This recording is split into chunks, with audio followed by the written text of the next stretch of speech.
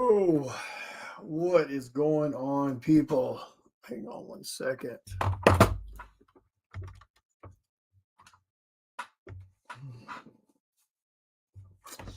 All righty. Bear with me a second. Let me share this out to a couple places. Do.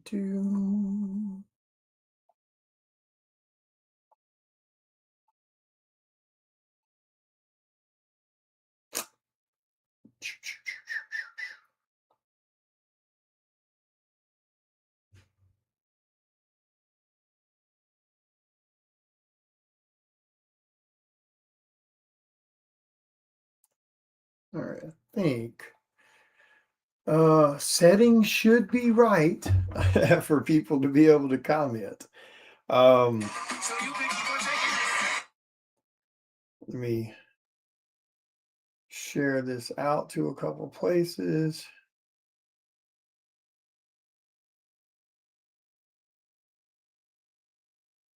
Um,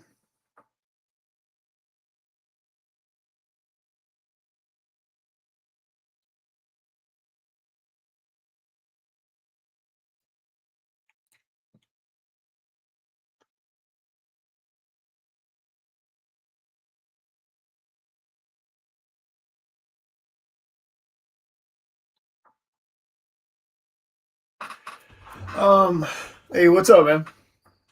So I'm trying to be a bit more proactive, about, and sorry if the camera looks a little fuzzy with all this shit around me. It probably has focusing issues, so I don't really know how to get it to do better. So how you see me is how you see me. um, but it's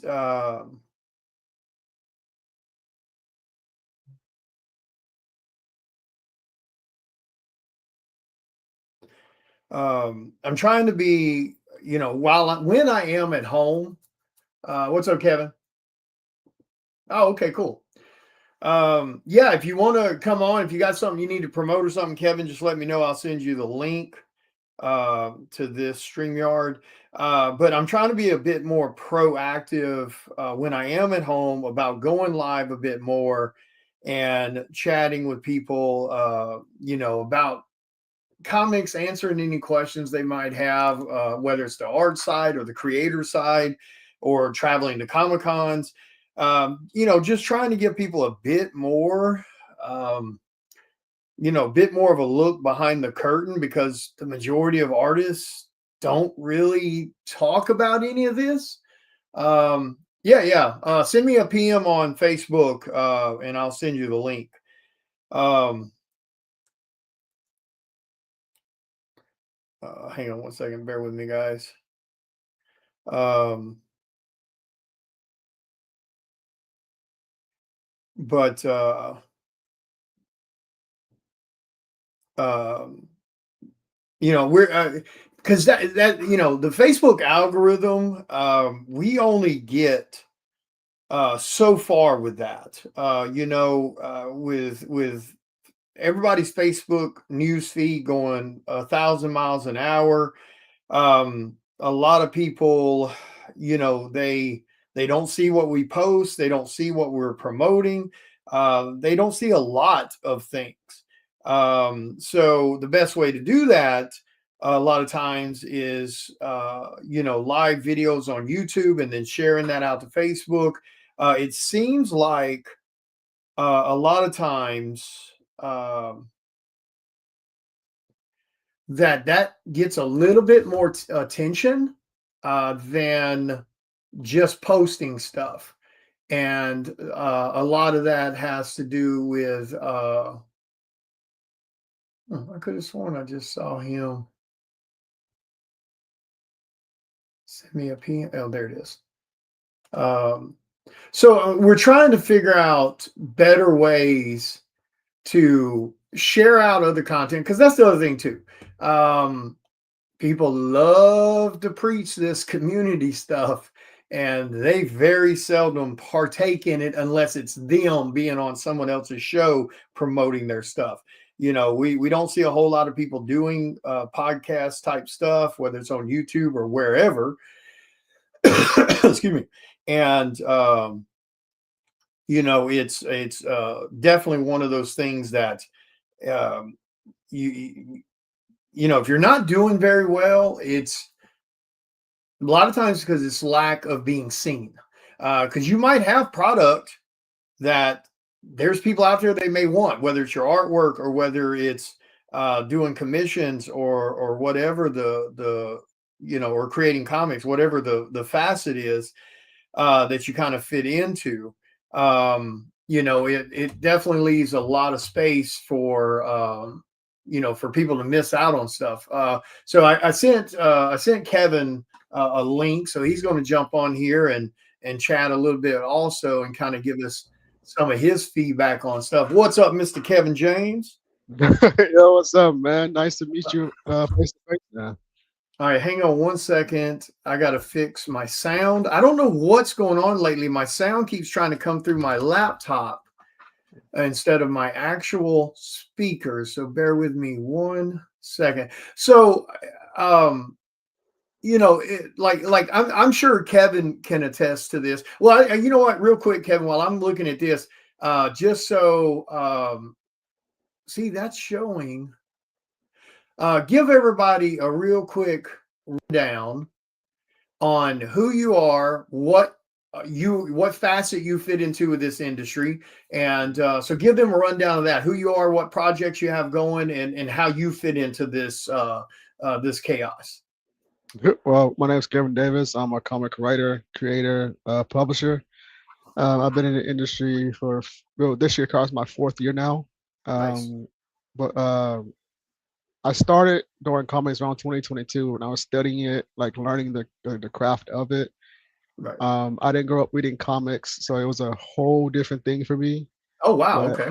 yeah, so I started reading comics around 2020 when COVID hit and everything, and because I don't want to sit around watching TV and Right. like and playing video games all the time. I was like, I'm like, I need to grow up. I want to get something else. I love reading, and I read like so many different novels, and then I learned about comics from TikTok when Yeah. independent comic creators showed up on my TikTok. Okay. Yeah, yeah. So who And showed up on your TikTok that got you interested in indie then? so my very first was Black Sands Entertainment with the Black Okay. Sands Seven Kingdoms hardcover books that he does. And then I learned about then Ace Blade. I became mutuals with Ace Blade Comics and then Taurus Comics.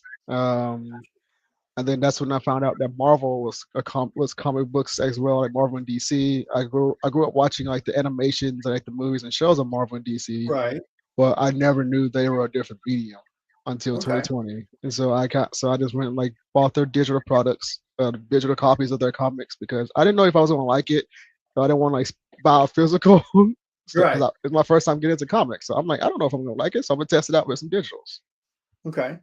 And so that's when I started falling in love with comics because how it's structured and the storytelling. And my entire shelf is filled with independent comics now, all physicals, because I buy all the Gotcha. physical indie comics. And then I'm a big fan of Hellboy. I found out that was a comic, so I had to get those too. Right. So yeah, so I am a comic writer, and I started my own publishing company, and I publish my own stuff.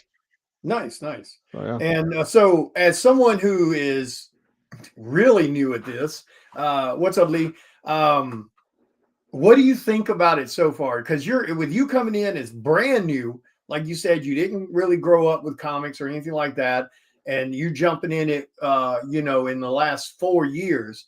Mhm. What have you thought about this whole ordeal so far?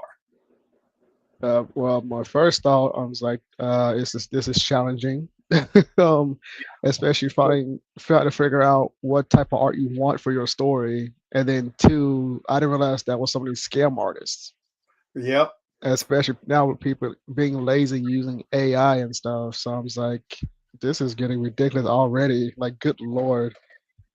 And Yeah, it is. yeah, and also budgeting.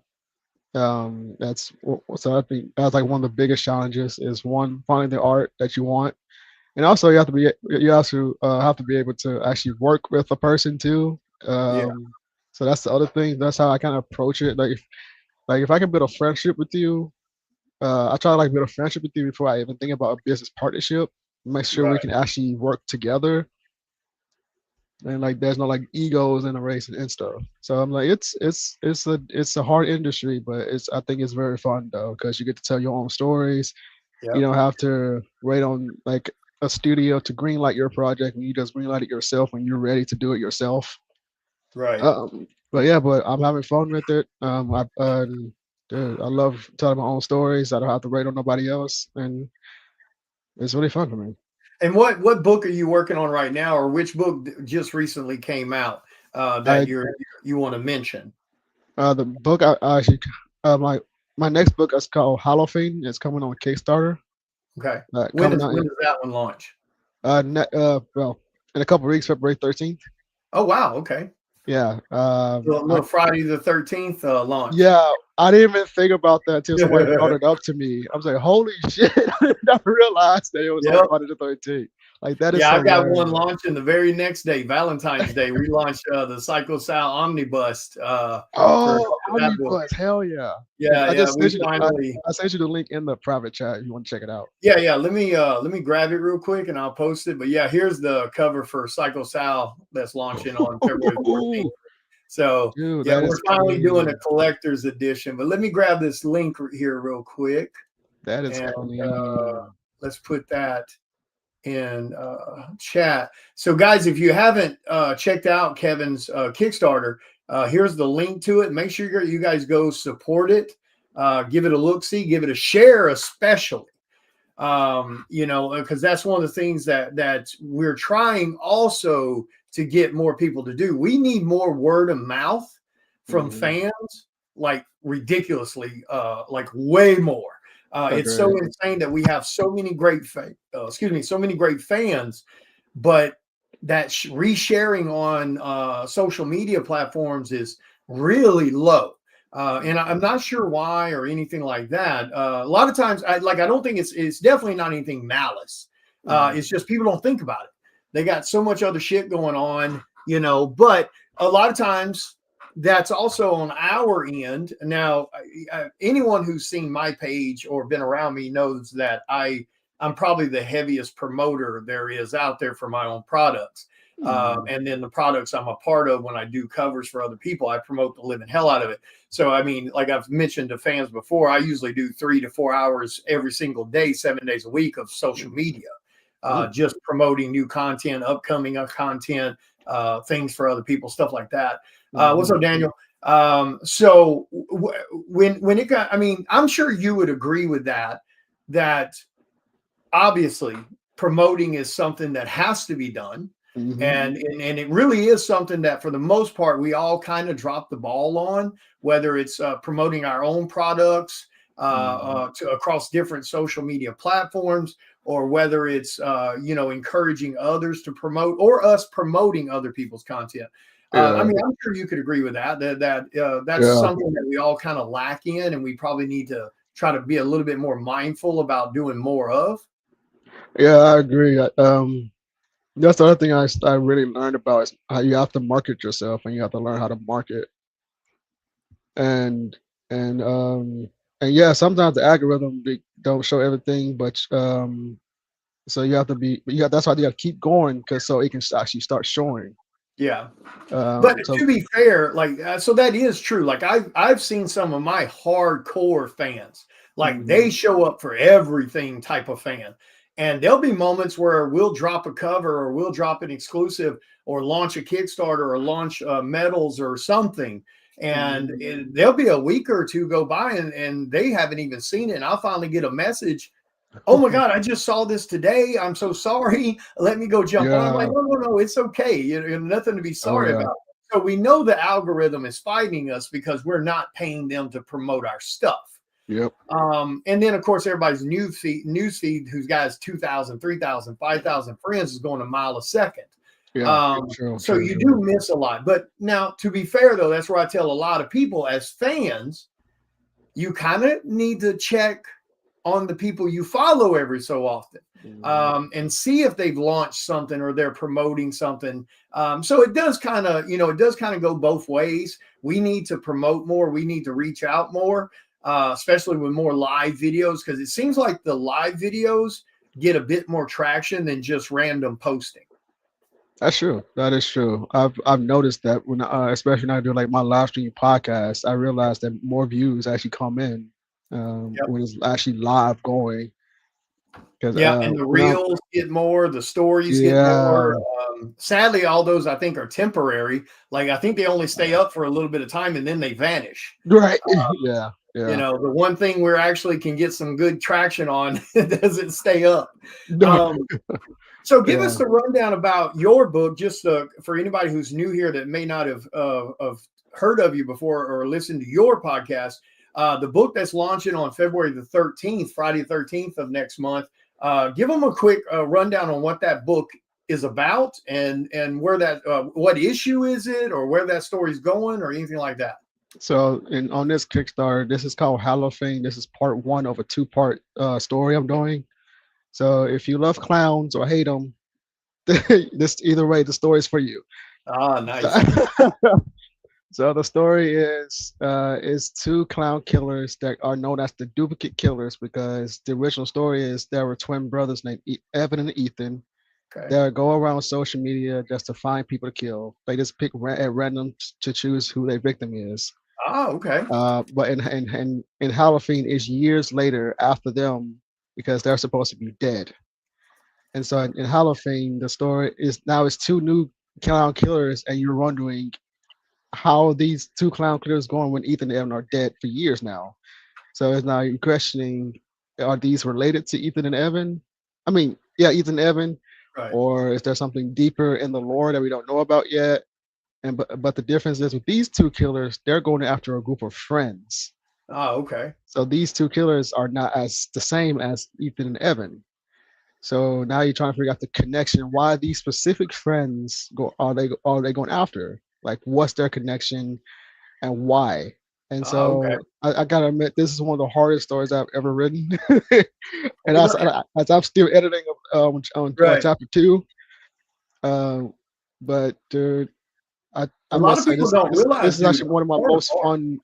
Wait, what? Sorry about I'm tell me, so tell sorry. I me. didn't mean to cut you off. I was just going to say to you, like a lot of people don't realize horror comics are way harder to write. They are, they are, they definitely are. And dude, I tell you, when I had the most fun writing this story, I might need therapy. Yeah. Yeah, when I was writing the basic story outline for Psycho Sal, and I give my notes and everything to Chris Hayes, who was helping me write he was writing the first three books for me, Mhm. and I give him all my notes. Like I'm not a writer, so and especially back then, I had no clue where even to start. I knew what I Mhm. needed to happen. I knew who I needed the story to revolve around, and what key points need to have. Like so, I had like a notebook full of the shit that needs to happen. I just didn't know how to put it all in a row. Oh yeah, And oh yeah. and I gave Chris that but that is one of the and then Lori Calcaterra, I brought her on issues 4 and up to write Heck the yeah. female perspective for the victim. And yeah, it's like I it was one of those things that, especially when I decided to write Curse Moonlight by myself, even though it's a one-shot book, and then Rise of the Mummy, yeah, it shocked me like how hard the writing process really is. And I understand that some of that's lack of experience with it, and it'll get a little easier as I go on. And now I'm on my third book, writing my third series or third book where it's just fully written and scripted by me. Heck yeah. And That's awesome. so it's insane how tough it is in general to Mhm. just write a comic book, because you have to figure out a way. Because what I learned when I wrote the stories for each one of Mhm. these books, when I started trying to convert it into a script, there's so much you have to thin off, you have to shave off to get it to Mhm. fit in a 24 page or a 32 page comic. And Mhm. and that's where, in my thoughts, in my opinion, that's where it gets really difficult. Oh Is yeah. trying to figure out what you have to lose, because once you start writing that story and it just kind of balloons and takes a life of itself, because that's something else I learned by not being taught to be a writer. I was talking to an actual writer who read Curse Moonlight, and who read especially Sentinel, Veil of the Damned, the third book in my writing series. They were like, you let it grow and you let it do its own thing, where sometimes people who are trained to be writers, they try to control what that story's doing and bottleneck it down. And I think that's why it worked so well with Psycho Sal, with Chris and Lori, is when we had these writer sessions and talking about what needed to happen, we let the book evolve. Like Psycho Sal, once you get to issue number 9 and you've read all 9 books, that's not how Psycho Sal came and started. Even him as a character, what he became in the book is what he evolved into, just from the writing process of just letting the ideas grow and letting the character kind of do what it wants to do. And that was a lot of fun. And I was talking to that writer. He was like, yeah, that's something you don't see too often today, because a lot of people try to force feed that design and that character idea or that story into what they started with, instead of letting it just develop. You as a writer coming in 4 years, unless you went to school for writing and took writers courses and stuff like that, I don't know, but do you think that's kind of similar to what that guy's saying? Do you think that it is good to let your characters and your stories kind of breathe and evolve into what they want to be? Crazy, but they really do. No, it's not crazy at all. It's not crazy at all. That actually makes complete sense, because a lot of people love character-driven stories. If you pay attention, when like criticism, people's like, I don't understand this character. What's the point of them there? Because I think people crave more character-driven stories. Oh yeah, for sure. No, I didn't know. I wasn't trained as a writer. Okay. I guess I'm self-taught in a way. Yeah. But until I found out my mom is actually a writer too. Oh, nice. Okay. Yeah. My mother let me read her murder mystery book before she publishes it. And that's what sparked my interest in like getting into writing. Oh, okay. And I was actually in 9th grade of high school when I found out I had a gift in writing, when my teacher graded us on our very first paper. God, I hated writing with a passion, by the way. And he graded us from like a level 1 to a 5. Where it's like 1, you need a lot of help, you're not there yet. Right. The 3 is like, you're there, but I want to push you to a professional level, to a 5. Yeah. First paper ever, he gets back to me. He said, "You're on level 3." Oh, okay. And I'm like, me? I'm like, me? I'm like, me? He said, yeah. He said, you have the gift of writing. I just want to push you up higher to get to that college and professional level. Yeah. And so that's when I found out I had the gift of writing. And reading my mother's book and reading her poetry and reading like a lot of other novels, my brain just started like wanting to storytell. Right. And like coming up with character. And I found out I've been developing characters since I was a kid, because I've been like random memories of me playing like my G.I. Joe toys as a kid, and like directing where this character goes and stuff. So I'm like, I had this gift for a long time. I never knew it was there. So yes, I do agree. Because that's actually when I started Arcfire, I went through so many iterations of it. Yeah. And it wasn't Arcfire originally, because I was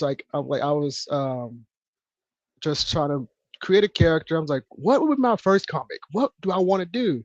Right. But then, because I tried to force it out, but then I just like, you know what, fuck it. And I sat down and just let my brain just flow. I just let it flow. And then I just started then randomly, I don't know what happened there. I think I was watching something and the word Arcfire came out of my mouth. Yeah. And I kept repeating it over. I was like, Arcfire. And so I'm like, I could do something with that. Like, what's the story? What arcs is fire? Or like, what fire is arc? Yeah. And so I started like writing out outlines, and it's like, what if I'm like, what if I created an alien type of character that has no memory of who he is or how he got here, and send him on a journey of like basically self-discovery, trying to figure out the power that's in him and learn how to control it. Right. But also, is he good or bad? Which is the question that I'm trying to put into the series. And why doesn't he have his memory? Right. And I said I put myself into that character because one, I didn't know who I was for a long time, so I had no idea what my purpose Right. was. So that's why my character's like he's figuring out what his purpose is, and he's sit on this mission or quest to find others like him, to figure out what this purpose is and what this potential threat that's Right. coming down the line. And so, yeah, so and like each character I create, I try to make them each one of them relatable in somehow because I don't want like just characters to be there Right. Right. because I want everyone to have someone to relate to, even if it's good or bad. And I Yeah. just want all my characters to feel important. And I really love character-driven stories, and I want you to understand why this character is going through this way, Yeah. and why it's good or why it's a bad reason why they're going through. I mean, oh, he froze. Am I good? Okay, there you are. Okay. But I yeah, mean, that's a great way to look at it. I think when you take the gloves off and you take the restraints off, I definitely think you can get something more organic. exactly. That's why a lot of times when I'm doing, even when I'm doing commissions for people, I'm doing covers for people. Every once in a while, I'll bump into creators. They want to chain the artist down of what they need that cover to look like. And you end up, when that happens, you end up with very stiff artwork of something like I don't even allow it anymore. Like I'll tell people right out the gate, I don't do hand holding. If you have a basic idea of what you kind of want this to fit into, you can give me that rundown, colors or design, but I won't do the hand holding because and I think it works for writing too. I think if you take the restraints off, it's better. Yeah, that's kind of how I learned how to when I talk to an artist. I'm like, I give you like a basic idea what I see in my head. Right. But I always tell each artist, I was like, but have fun with it. I want to see what you do with the basic I gave you. Yeah. Because I also want you to have fun with it as well. I want both of us to have fun. Yeah. And also let's make sure it makes shit with the story. Like I really let you read the script first so you can feel the vibes to it, so you can visualize what I said, but also visualize your right. I guess alternate version that connects to what I said. Does that make sense? Yeah. Yeah, because it is super important. And I mean, that's a great and I'm going to get to Daniel's question here in just a second because he's got a great question. So give me just a second, Daniel, and I'll get to your question. But also, that's a great concept of what you're doing with someone who has no clue who they are. Because, I mean, really and truly, think about the depth of that, the ramifications of something like that. If you wake up one day and you have no clue who you are you a good person or are you a bad person?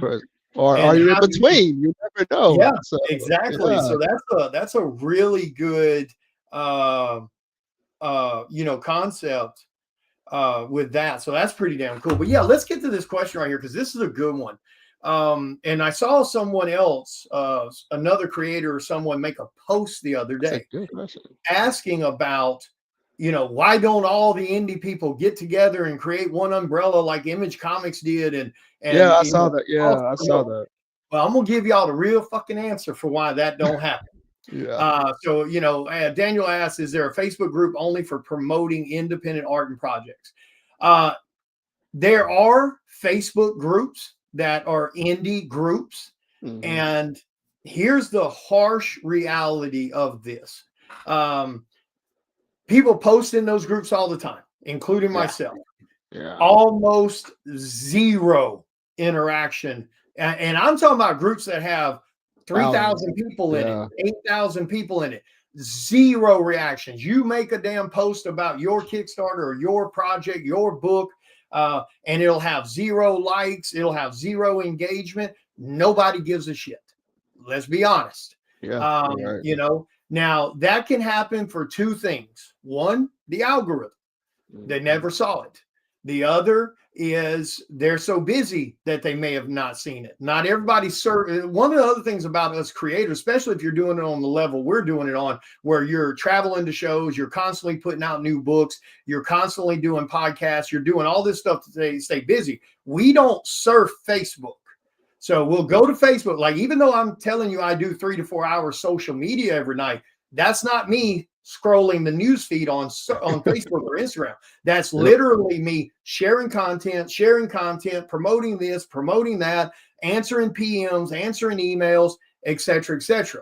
It's not surfing. So I don't even get to see a lot of people's stuff. So I always tell people that are on my friends list, hey, if you have a Kickstarter that launches, send me a PM. Let me know that it's active. I'll go share it out to my fan base. Don't sit around and wait for me to come find it, though. Because, again, I'm not surfing Facebook. For the other, I can't stand all the bullshit that's on Facebook.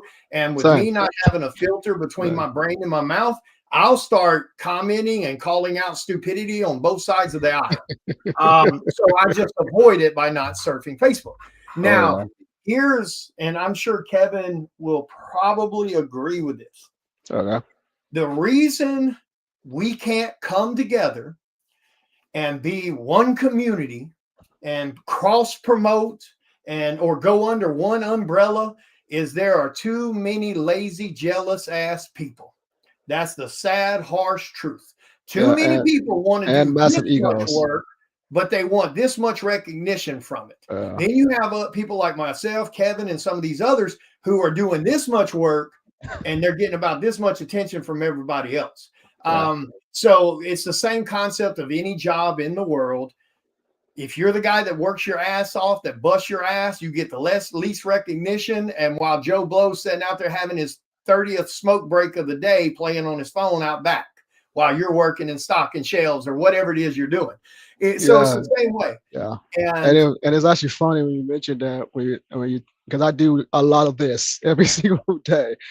And I get asked from like my friends, I'm like, dude, do you ever sleep? I'm saying, yeah, when my brain's not going 100,000 miles per hour. Yeah. Even if it's like because I go to because there are times I go to sleep like 5 o'clock in the morning because I'm up working and getting Kickstarters together, getting them approved, getting scripts together, talking to my artists, bouncing back and forth. And it's funny when I saw your Facebook post and you finna go live on your YouTube and you mentioned if you want to come on to promote. I was like, well, hell, I'm like, that's a perfect time. I just took a break right now. Hell, yes, I'll come on and talk to William. I was like, so yes, when the opportunity knocks, I'm going to open the door. Yeah, like, I mean, it is sad. Like when I first came in this industry, and my fans have heard me say this a bunch of times. I fell for the whole community shit. I fell for the whole one love and how we're going to lift each other up. And then I learned after about the second year that I was promoting a lot of people that were never returning the favors. Or I was even backing Kickstarters that I had no interest in reading. And they would never show up to help. Forget backing it. They wouldn't even show up to share it out. So sadly, there's a lot of people in this industry that they don't want to work as hard as other people. And the people who do work real hard don't want to carry other people around because they used to do that and they got burned. And so that's why. I mean, that's really the other harsh truth that you'll learn the longer you've been in this business, the more attention you get and the more fame, for lack of a better description, that you get from fans as you grow, because you are a hard worker and you put fans first and you put out quality product and you start getting a little more light on you, you're going to have people that are going to be jealous. It just is what it is. And so that's another reason people don't want to be in that format, because they end up with people that are just being petty. So there's your answer about, why there's not like a one type of promoting, like that guy who made that post the other day. Because if you'll notice, I took 20 minutes when I saw that post the other day. And like I said, the guy's he's asking a legit question, because if we could get all the idiots together and be under one umbrella, we would be bigger than Marvel and DC. Like indie is huge. Even if you don't count the fetish porn and all the other crap, we're still pretty damn big. So I saw that post, but I took about 20 minutes, and everybody that was chiming in, oh, hell yeah, we should do that and all this. I went to their Facebook pages and scrolled down their pages for months. It only takes a few seconds to go months. And I scrolled down, they ain't shared out nobody's nothing. Oh my God. So how are you going to talk about that's the way it should be when you're not even doing it now? If you're not doing it now, you're not going to do it then. I mean, that's why a lot of the podcasts, we don't see tons of podcasts, but when we do, if you'll ever notice, a lot of podcasts are the same 2 or 3 people talking about their own stuff. Like they're not cross promoting other stuff. They're not mentioning other stuff. They're not doing like what I just did and what Lori does and some other people do, where they open their format to whoever wants to come on and promote their stuff. I mean, you know, your Kickstarter that launches, you know, next month, I don't have anything to do with that Kickstarter, but you're on here promoting your Kickstarter. That's the way it should be. People shouldn't be scared of other people's talents or projects. I mean, you've been in it long enough. I mean, do you see it that same way, that it's a whole lot of this right here and not enough of the walk? Yeah, I have actually. And that's why when I see your stuff, I try to share stuff as much as I can, because sometimes I don't see it. Oh yeah, for sure. But people I know that actually have projects, I at least try to go down your page to see if you have a project going on. Right. So I go in and still share it around and say, hey, my friend got this, let's support them. So at least I'm like, I talk about, I should do show it. Yep, so, I've seen you do it. So that's good. Even if I can't back it just yet, I'm gonna freaking share the heck out of it the best I can. Yeah. So yeah. you would think it would be that simple, but it's crazy. So that's, you know, that's why, Daniel, you really don't see, that's why you don't really see a lot of action happening in the actual independent groups. Like, because there's a bunch of them. But you go look at those things, you'll see hardly no interactions, no reshares, no comments, no likes. It's just there. But it's the same way with any of the art groups too, like these, you know, seeking commissions or you know, artists for hire or any of this other type of stuff. I'll look in those groups every once in a while, and I'll post them every once in a while, but I'll see other people's stuff, and nobody's interacting with them. I don't, like I said, it's a weird, strange thing to me. But and that's why so many people end up kind of just doing their own thing, you know, because then they're concentrating on their stuff. They don't have to worry about it. But yeah, for sure, anybody that's on my friends list, if you got a project going, whether I'm a part of it or not, it's irrelevant. If you got one, if you launch a Kickstarter or something, send me a PM. Let me know you've launched it. I will share it out to my fan base. Now, I'm not going to bullshit with you. If I share out your content, and then the next time I launch a Kickstarter and I don't see it shared on your page, not only do you get cut off, I unfriend your ass. That way I don't have to worry about accidentally sharing your shit. You know? You gotta do what you gotta do. I know that sounds harsh, but I've seen people make these comments about, oh, you shouldn't expect someone to do it in return. And no, to hell with that shit. If I'm going to scratch your back, you're going to scratch mine. There is no ifs, ands, or buts about it. Heck yeah. What's Michael saying there? Seems like the only ones in there are others doing the same thing, but not sharing it out. Yeah, it's like I said, to be fair, we don't have time to share everybody's everything.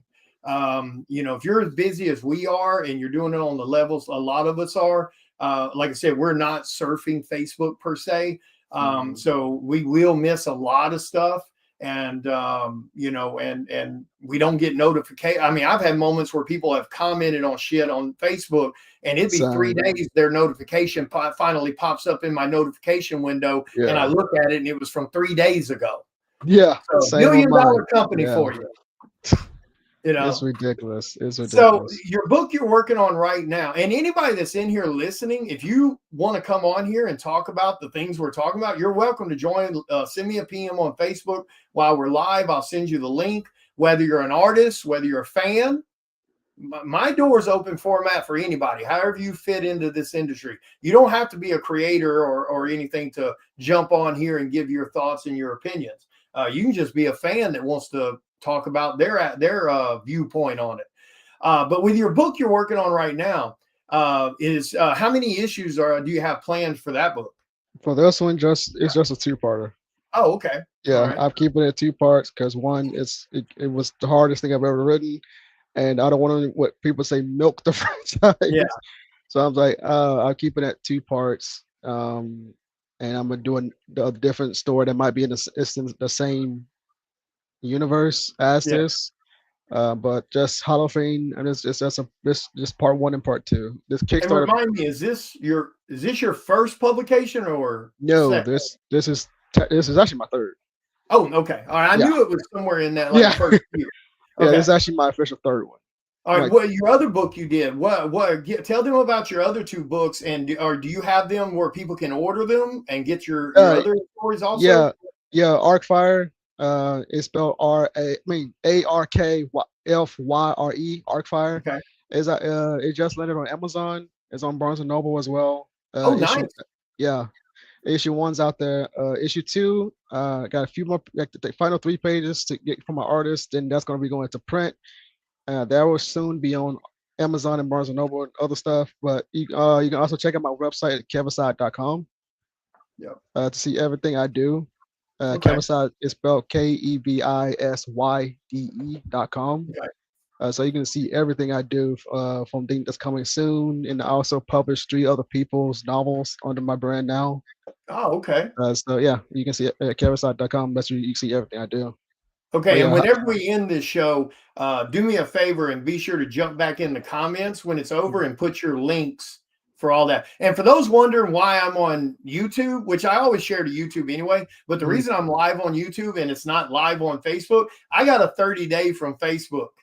I can't go live. I can do everything else, but I can't go live because I made a joke in Lori Calcaterra's video the other morning about coffee and a little bump. You know what I'm talking about?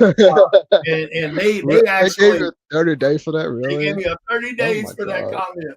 From a simple So, joke, it's a but harmless yeah, now, joke. if I wanted to go post a bunch of hateful ass political shit, no matter what aisle I'm on, I can go do that. I can go spew hate if I want to on social media, but you can't make a joke about that. The algorithm got you. That makes no sense to me whatsoever. It's crazy. I put in a petition thing for it, but they're not going to look at that damn thing. That thing is, so I can't go live till like February 22nd or 26th. Yeah. So I was like, that's okay, bitch. I'll just go live on YouTube and share it over to Facebook. There's ways to get around you. Right. But yeah, make sure when we're done though, you jump in the comments and give everybody your links for everything. Gotcha. What when you go to do your projects, because all right, let's go back to your first book. What genre did your first book fit in? So Arcfire is this like science fiction supernatural thriller. Okay. And it has all horror elements into it too. Okay. All right. So what made you decide which sci-fi, to be fair, the sci-fi stuff's a little smoother than pure horror. But with it being a little bit more of a like sci-fi horror, what made you want to do horror right out the gate? Because I know when I first started and a handful of people, because one of the lessons I learned in life a long time ago, never tell everybody what you're planning. Never. They'll tell you how you'll fail and you can't do it, and they'll talk you out of it because they can't do it. That, I guess, is why it happens. So I didn't tell very many people when I was getting ready to launch Psycho Sal, but the handful of people I told were like, oh, pick something else. Do superheroes, do whatever else comic related. Horror is too hard. It's going to be difficult. And I understand what they meant. Like, they weren't saying it as a sense of they didn't know what they were talking about. Because horror, let's be honest, up until The Walking Dead, you really hadn't seen horror since the 70s. Pre-comic code. That's why once Image Comics came out, you saw Walking Dead come in later, and there was a couple of little things prior to that was a little horror feeling, but wasn't pure horror. Some of these other companies like Dynamite, Boom, and all those, when they finally came around, they dipped their toe in it a little because there at one point, Image Comics wouldn't put a book out if it was horror related. It was an absolute no from them. I mean, the only reason Walking Dead got made was because, and he's admitted to this, he said he lied straight up to Image Comics and told them it was about aliens.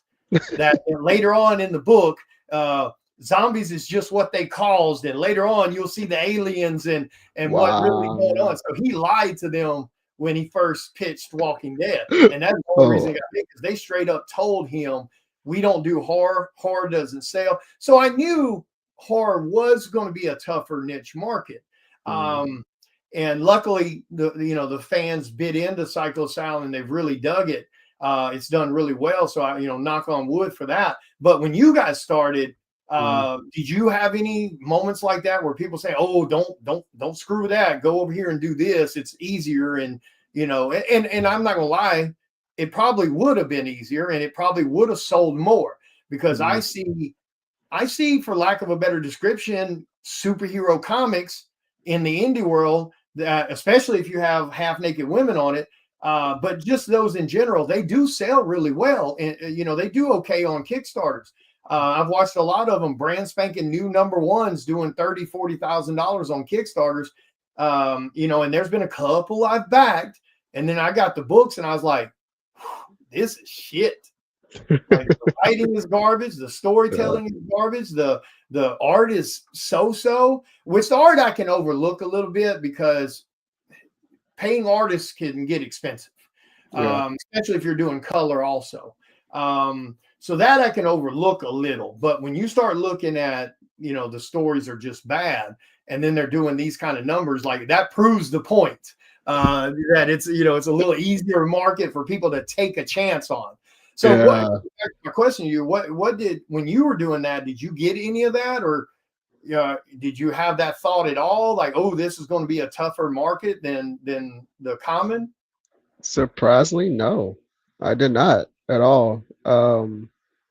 Because when I started, I was working with the independent film studio that does horror, Oh, okay. so I kind of tapped into that fan base. So people around you were telling, hell yeah, do that. Yeah, Yeah, see, all my yeah, people around me were comic fans. So they're yeah, like, and oh yeah, no, try this or try this.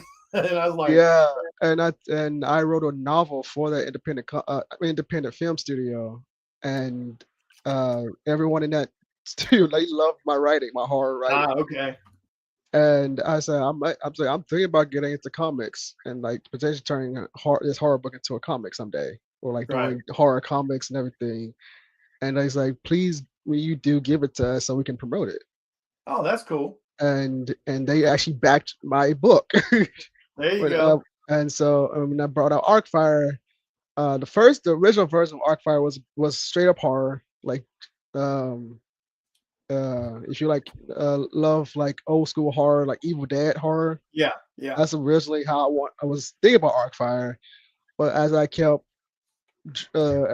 flowing with the story, I was like, let me scale back a bit, actually make a story and not just horror just to be horror, Right.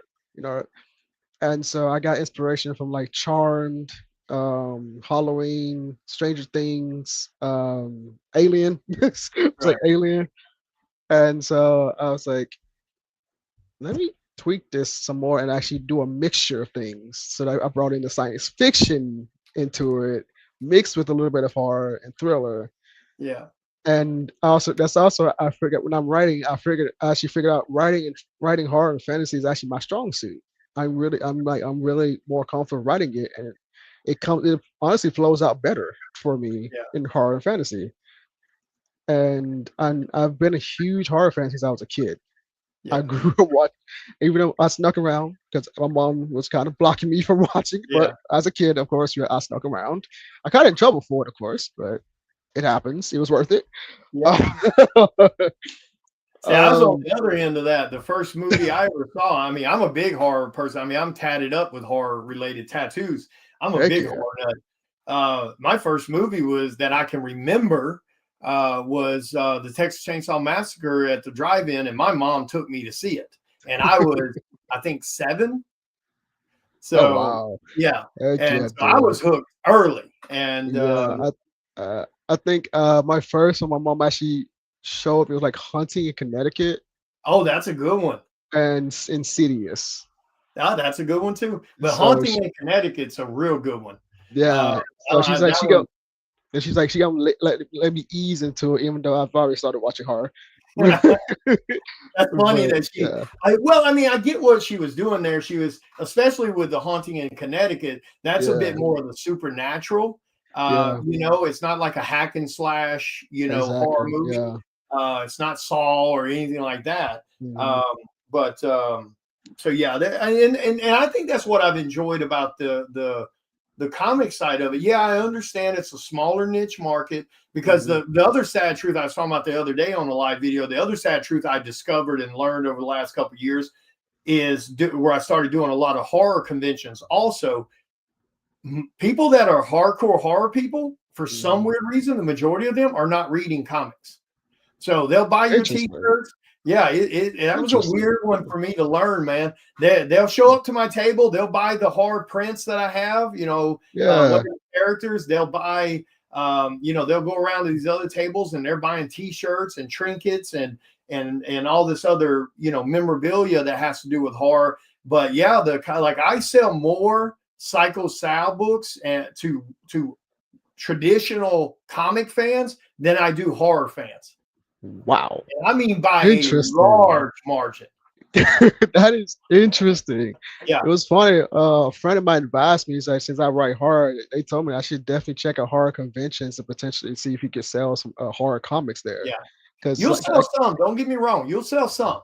And don't get me wrong, a lot of the people who are the comic fans, they are horror fans too. But when I bump into pure horror fans that don't collect comic books, they're not going to buy the comics. Now they'll buy novels. You know, it's just something about that. That's actually fun. I actually wrote a horror novel before I wrote comics. Ah, nice. Yeah, so my horror novel called Jackal Bunny is on Amazon too. Oh, okay. So yeah, I actually started out writing as a novel before I started writing comics. And I'm actually turning Jackal Bunny into a graphic novel. That's in production right now. So yeah. Yeah, I'm thinking that was something someone else suggested to me, and I 100% believe it would do well if I took Psycho Sal and converted it into a novel. You'll get a lot of sales, especially horror fans that read. You get a bunch of sales on a novel version. Yeah, and there's nothing, you know, even in the novel format, like because I read shit tons of novels, whether it's copies or it's books on audio.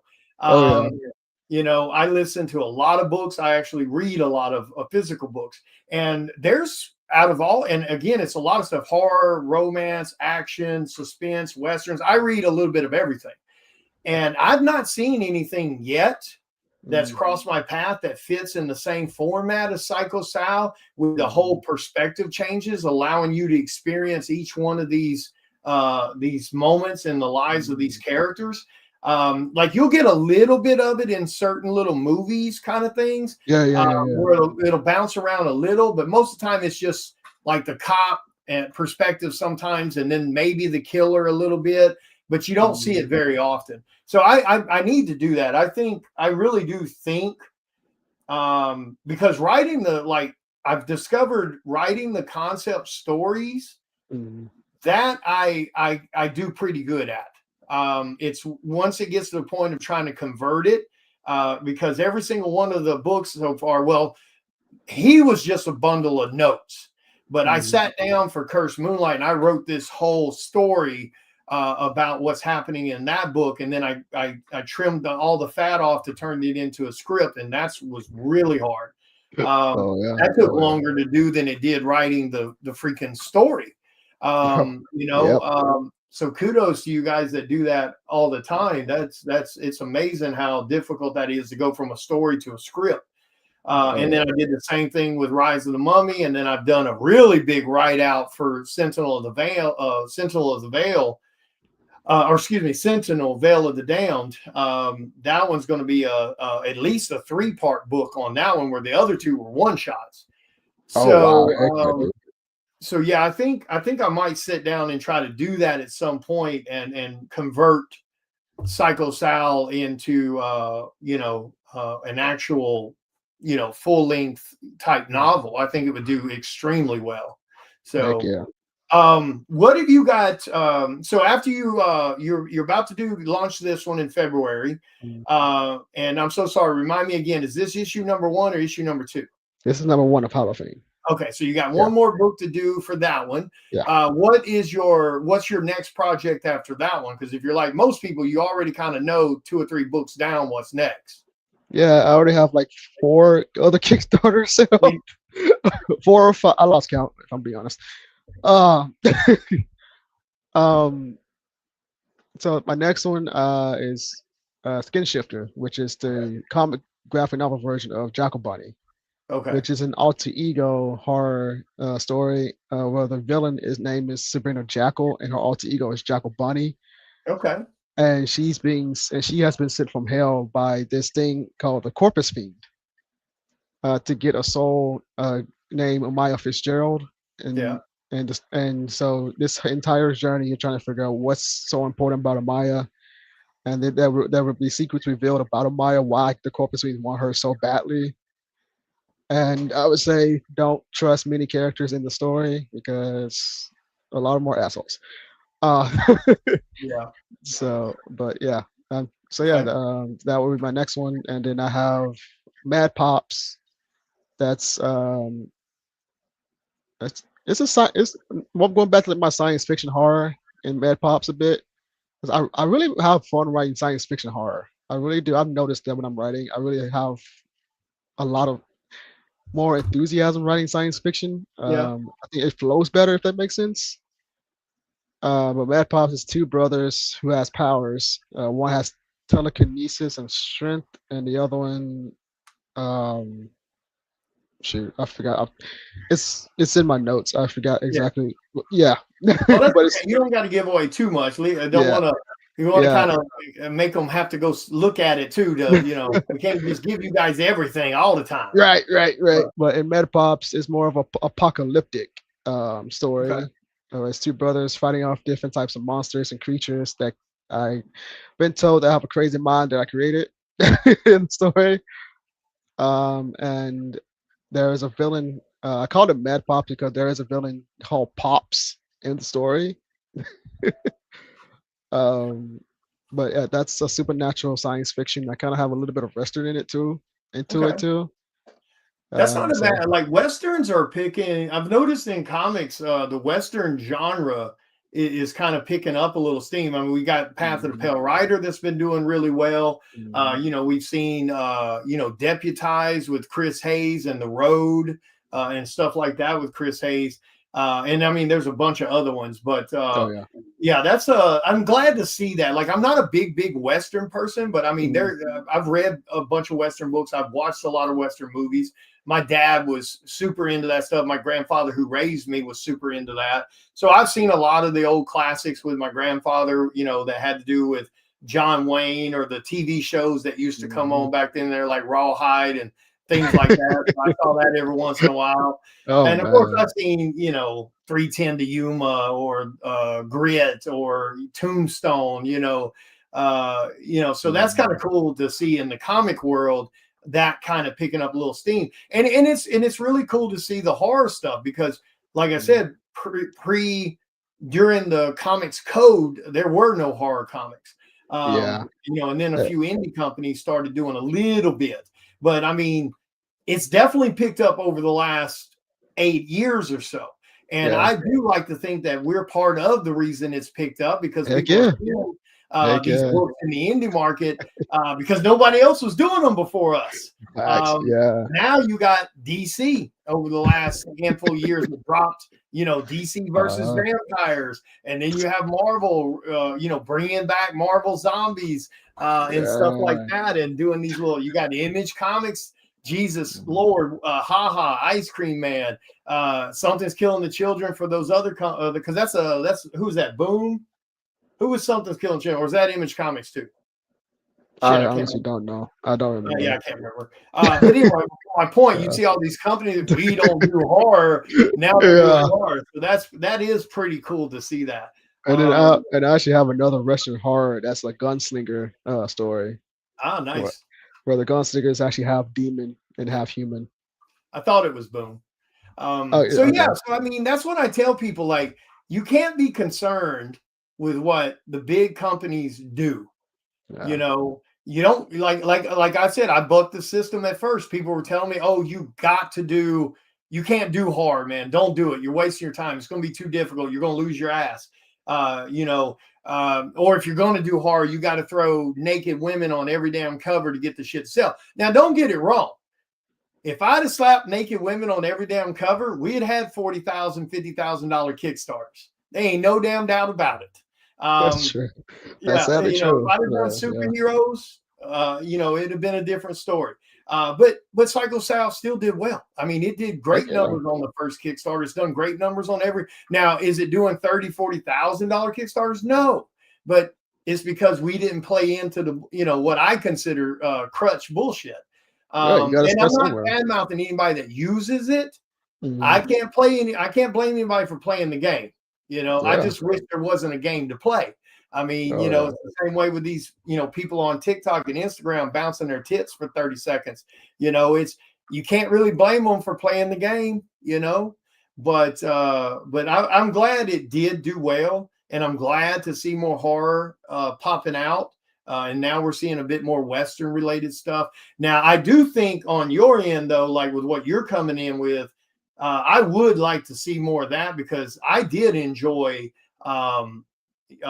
sci-fi horror, the Predator and Aliens and all those types of things. So that's kind of cool to see some people kind of doing a little bit more of that. Yeah, and I have a story, and I also have a series that's kind of like my Godzilla Kong series of monsters. So I have that one coming soon too. Nice. I'm actually reworking the title. That's why I didn't say the title for it yet. Yeah. Because I'm still tweaking it a bit. But yeah, I'm a big monster fan of Godzilla, Kong, some other names I cannot pronounce for the life of me. Yeah. But yeah. A lot of my comics that you will see are science fiction, horror, and fantasy. Like you're Yeah, probably at some point you might see me do like a drama, but that's going to be like rarely happening. Yeah. And those dramas, because I want to challenge my writing and like Yeah. kind of just branch out a bit. Because I always say I don't want to be like a one footnote or like be stuck in like one lane. I want to just challenge myself against other lanes. So if you see a drama from me, it'd be more likely that's a one shot just to test my writing, just test the waters, just to see what happens. Right. And I would love to do like some comedy just to test it, and just like it'd be like some one shots. I'm like, this is just a one shot. That's it. I'm not gonna do a whole series of this. Yeah. But yeah. So yeah. That's what Chris did, because Chris is more known as, he's a writer, and he's known for horror stuff. So he writes a lot of psychological horror, a lot of crazy horror. And that's why he dropped the Nut Brigade. It's pure adult humor about assassin squirrels. Yeah, it's great. He's about to launch the third Kickstarter for that one. But it's it's pure over the top. It's like it's like Family Guy meets South Park kind of thing. It's pure adult humor. Oh yeah, that's good. That's good. And that's why he wanted to do that, because the same thing can happen to you guys. That happens to a lot of artists, and I keep trying to tell artists this, and of course it just goes in one ear and out the other one. But you can't let yourself get bottlenecked or to drawing one thing or writing one thing. And it happens a lot with artists. Oh, I can't draw males because all I draw is female characters, or I can't draw females because all I draw is males. I don't know how many times I've seen people post commission lists, opening their commission list for a show, and it says, my commission list is open, yada, yada, yada, no males. Because all they can draw is female. Or it'll say no females. Like, I've seen that shit. Yeah. And I'm like, how in the hell are you as an artist eliminating technically 50% of your money-making potential by not drawing, the other sex, or they go, oh, I don't draw animals, or I don't draw portraits, whatever the case may be. But the same thing applies to you guys as writers. I mean, you can't back yourself into that corner to where, oh, all I can write is this. Yeah. Yeah, I come from a family where we don't make excuses. We don't say can't. There you go. And my mother always said, "Don't say try, just do it." That's right. She said, we don't see that. We don't, because she said the way she taught me said, if you say you're trying, you're procrastinating. Oh yeah, for sure. You have to say you're doing it, and that's going to trick your brain to let you know you're doing this. Yeah, my grandmother and my grandfather raised me the same way. You don't make excuses, you do the work. Exactly. If you want to eat, you do the work. Exactly. And there is a lot of people in this industry, they really need to learn that. People get so pissed off at me whenever every once in a while I'll make these posts, or I'll make a video or comment, and I'll tell people, when they ask me what I think about what do you do when you have artist block? I go, well, the first thing I do is stop living in an imaginary fairy tale land because there's no fucking such thing as artist block. Sorry, people. There's no such thing as artist block. There's no such thing as writer's block. All it is it's a way for you to give yourself an excuse not to do the work. Mm-hmm. Now, do you have moments where things are a little harder to get to flow? Mm-hmm. Sure. Yeah. Tired, you're hurt, maybe you're sore, you're tired, you're stretched thin. Yes, of course. But when you step back and you go, oh, I can't draw today because I got artist block. That's a lie. That's a lie you're telling yourself. I've been doing this 8 years, and my pattern, like I've mentioned before, I draw minimum 10 hours a day. That's 6 days a week and a lot of 7 days a week. That's my pattern for 8 years. Wow, there's no such thing as artist block. It's a bullshit excuse. And that's really because I have days where I'm exhausted, man. I'm sore. My back hurts. My hands hurt. And, my brain hurts from trying to remember everything I got to do. But I got deadlines to meet. My deadlines don't give a shit about no pretend artist block. Do you view it that way? Because if you do, it's okay. I'm just saying, me personally, I think it's a bullshit excuse that we allow ourselves to have in order to give us a pass for not working that day. I view it that way now, actually, because that wasn't something I thought I had writer's block, but I really didn't. It was just I was lazy at a moment, and plus I was going through like a lot of mental health things. Yep. So a lot of things were heavy on my mind, so I didn't know how to get out that funk. But until I actually grabbed a paper and pencil and actually started just writing something random, that's when my brain started opening up, and that's how I started creating my stories. And and in my stories, I kind of like put a message of like mental health into my stories, letting you know I'm like, this is okay if you like this, but don't be like this character. You're gonna end up this dark road and end up like this character. And so that's how I get my creativity. And I watch a lot of I don't. Technically it watches me now. But sometimes I have like my TV playing in the background. I can hear what's happening, and I can see out the corner of my eye, but I'm listening to it. And like, for example, if I'm in like a horror mood, I put on like a random horror movie. For example, randomly I put on Tubi Terror Train. I don't know. It was just there. Yeah. I watched it. I was like, cool. Then the next time I put it in my background because I need to get that mindset of writing the story that I'm working on. It's kind of like similar to that concept, but not that concept. Right. And then other times I'm on my laptop 24 hours. Because I like, if you can see my laptop has so many tabs open because I have so many stories I'm telling. Right. Like this is me at like 24 hours a day. Yeah. Typing. I was like, okay.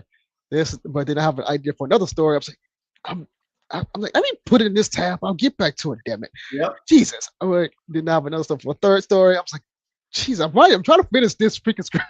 I'm almost done with it. So I'm 80% done with this script, but my brain is just travels to the other story I'm thinking about at the same time. And then like I'm actually writing my very first superhero series, but it's actually not my series, it's for somebody else. Because I can't legally talk about it yet. Right. But that was also a new challenge because the superheroes. I never write those. So that was a freaking challenge. And issue 1 is done that's in production now. She loved the script. So we getting those edited and everything going. She just told me to do go ahead write issue 2 and 3. I'm working on those. On top of my projects I'm working on, and then on top I'm publishing my friends' novels and marketing them. So I'm literally bouncing back and forth between things every single day. And then I have to promote my stuff on social media. From the hey, I got this book coming out, yada yada yada. And then sometimes I randomly do a random post like a mental health check. How you guys doing? I mostly do that because I need a break. My brain needs a break for a second. I need to just wind down for a minute. Even when I'm writing, those posts has to do with you. A lot of times, we're kind of, because I share those too. I'll share out those little bit of motivational things, or check, that kind of. And a lot of times it's for yourself too. It really is. It really is. You're kind of putting this on there so you'll see it. and and other people see it too. But Yeah. yeah, that's one of the other things, just what you were just talking about. It's the same for anybody that's doing art on a pro level. Like I've got a table in there full of projects I'm working on, from other people's to mine, cover work to my cover work to commissions to all this other stuff. So yeah, you Oh don't yeah. have time to have artist block or writer's block or any of Not that at all. BS. Not at You got all. deadlines to get done and work to get done. And sadly, that's where I see a lot of artists and people in general on the creative side kind of fall short. And I hate that for them, because they let those thoughts kind of rule them. And if you, and I'm not gonna lie, it attacks me every day. I mean, Mhm. whether it's my mental health being Mhm. stretched thin and exhausted, and then just feeling the weight of the world and all the stupid bullshit that's going Yeah. on, Yeah. especially if you're a guy. We're Oh yeah. constantly hammered on social media. We're constantly Yeah. being told we're not good enough, and that we're, we're toxic and all this other stupid shit. But regardless of us knowing whether that stuff's stupid or it's inaccurate or anything like that, it still bothers us. So Oh we yeah. have a lot of mental shit we have to deal with and fight and make sure our family's good to go and stuff like Mhm. that. So, you just don't have time for, letting it own you. And that's where I think a lot of people kind of fall short a little bit, is Mhm. they let those thoughts get away from them. And I was looking at something the other day. I saw a post pop up like on Instagram when I was posting something. I opened it up and I saw my news feed. Mhm. I think it was Instagram, but anyway, it made this comment talking about that the reason some people work so many hours and stay busy continuously is because they can't deal with the thoughts in their head when everything gets quiet. And I was like, holy shit. I was That's like, true. yeah, that's legit. Yeah. Because I mean, when you sit down and you're not going 90 miles an hour, and I'm not going to front and lie about it, you start having some really intrusive thoughts, that are not healthy, that are not good for you, especially in this industry. Like we Mhm. talked about the other day on my other video, we were talking about the silly shit, the petty crap, the when you're Mhm. somebody that doesn't really mess with nobody, and then you find out people are trying to smear your name or talk shit on you behind Mhm. closed doors, and you're like, holy shit, I was just shaking hands with this person a month ago.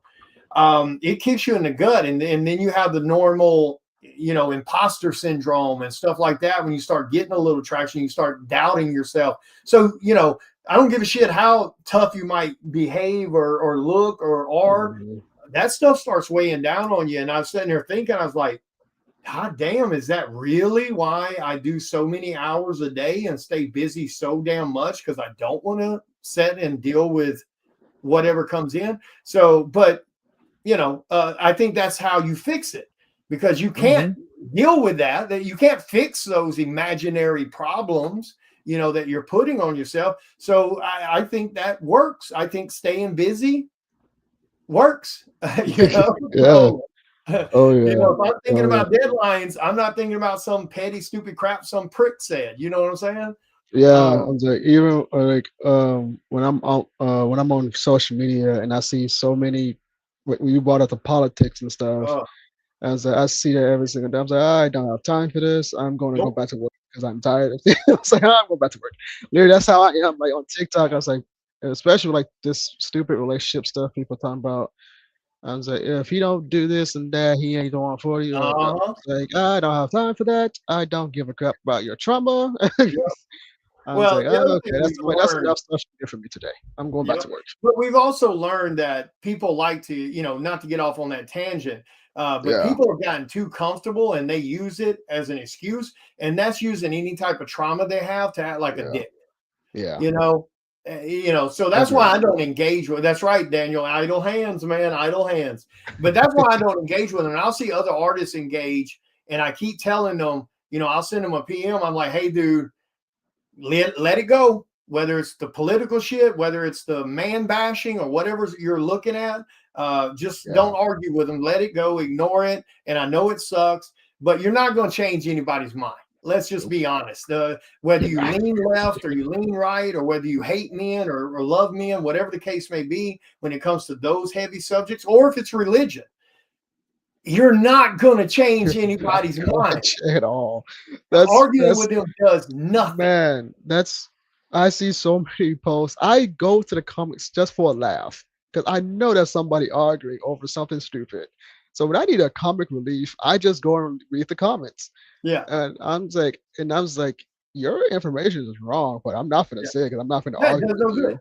Especially these But days. You can show people actual facts you and know they what I'm saying? go, nope, that's incorrect. I'm like, Yeah. what the hell? That's the actual It's right fact. here in your face. I was like, So, dude, yeah, do you it's read not at worth it. all? I was like, do you read and comprehend at all? It's Yeah. like I'm like, you're shouting so loudly, but you're shouting so wrongly. But Oh, yeah. I'm not gonna say anything because Oh, I'm gonna now, let you come stay on in your now. delusion. Now, you I know was like, damn well the louder you get, the more right you are. Now, come on. Yeah, you know that's the way that works. That's how you outrun facts and truth is you have to be up here with the loudness. Or I have to hit you with something. You know, if I get to assault you, that means I'm right. You know, right, calling me out of my name just because I just but proved you you know, wrong. Like, really? here's the other crazy thing. Like you look at these videos, and I'm gonna be honest with you, whether it's left wing crazy shit or someone else or anybody, no matter the topic, religion or politics. Oh yeah. I think most of these people don't believe any of this shit.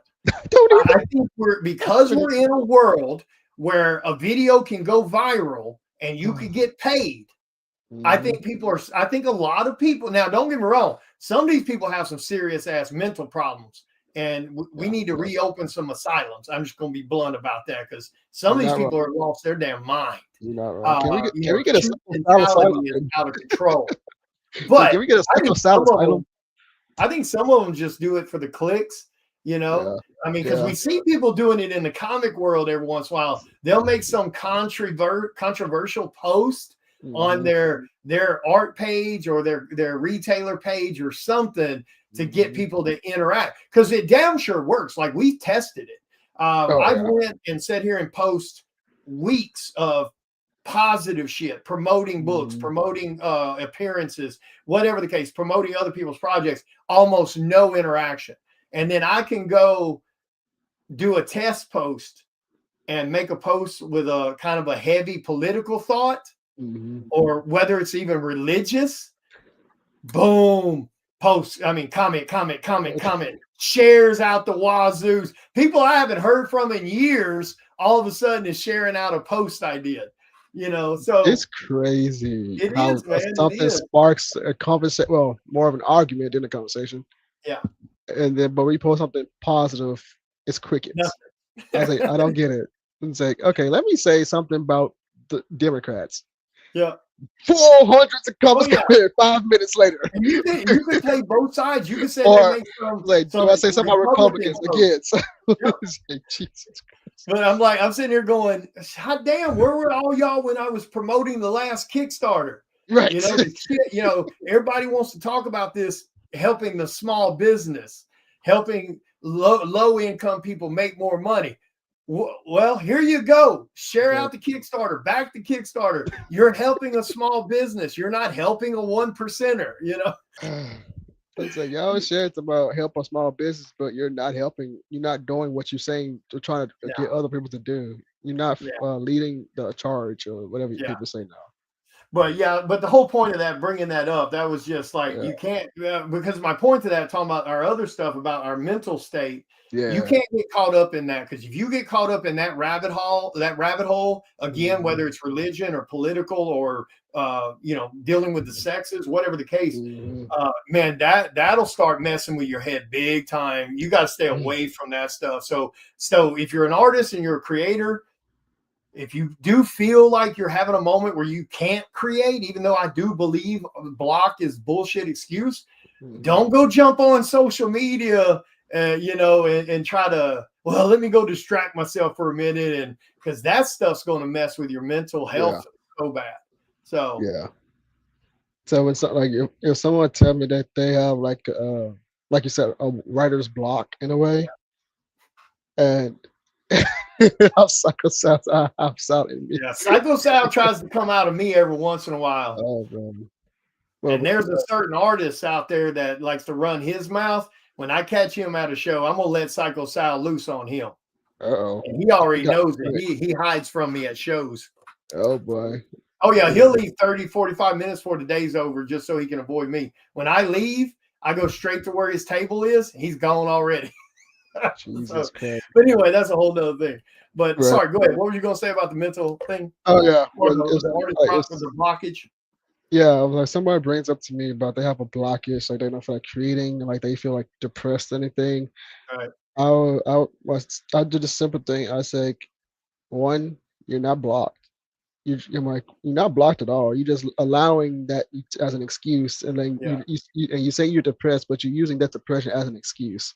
Yeah. I was like, because for me, writing is therapy. It's Yeah. therapy for me.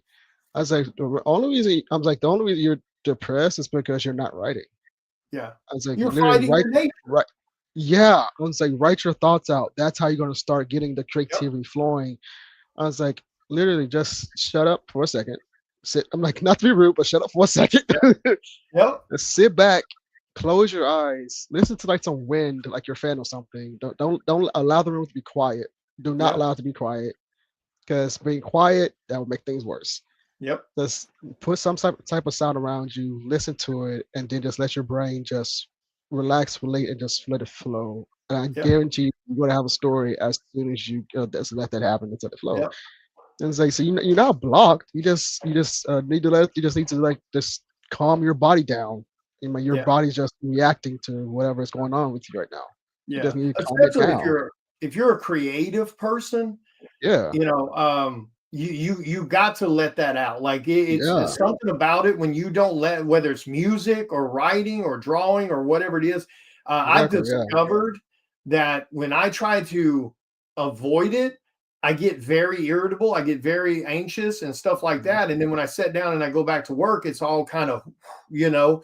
And yeah, do I have moments where maybe I'm trying to work on a commission or I'm trying to work on a cover where maybe the thoughts in my head are being a little too loud and I'm having trouble concentrating on what I'm doing? mhm, I'll turn on YouTube and I'll turn mhm, on, Ryan Benjamin or Jim mhm. Lee videos or David Finch videos, not other bullshit.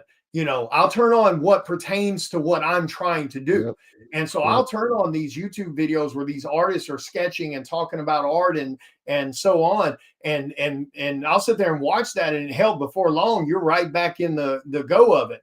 yeah, So if you're a yeah, writer, yeah. maybe put on a novel or something like that on audio or some shit or YouTube. Because hell, you can look up books on YouTube and Heck yeah, listen to a full blown yeah, book. yeah. So The way I do it, mine when I'm like, I wouldn't say, I'm not gonna say block, but in like lack of inspiration in a yeah, way.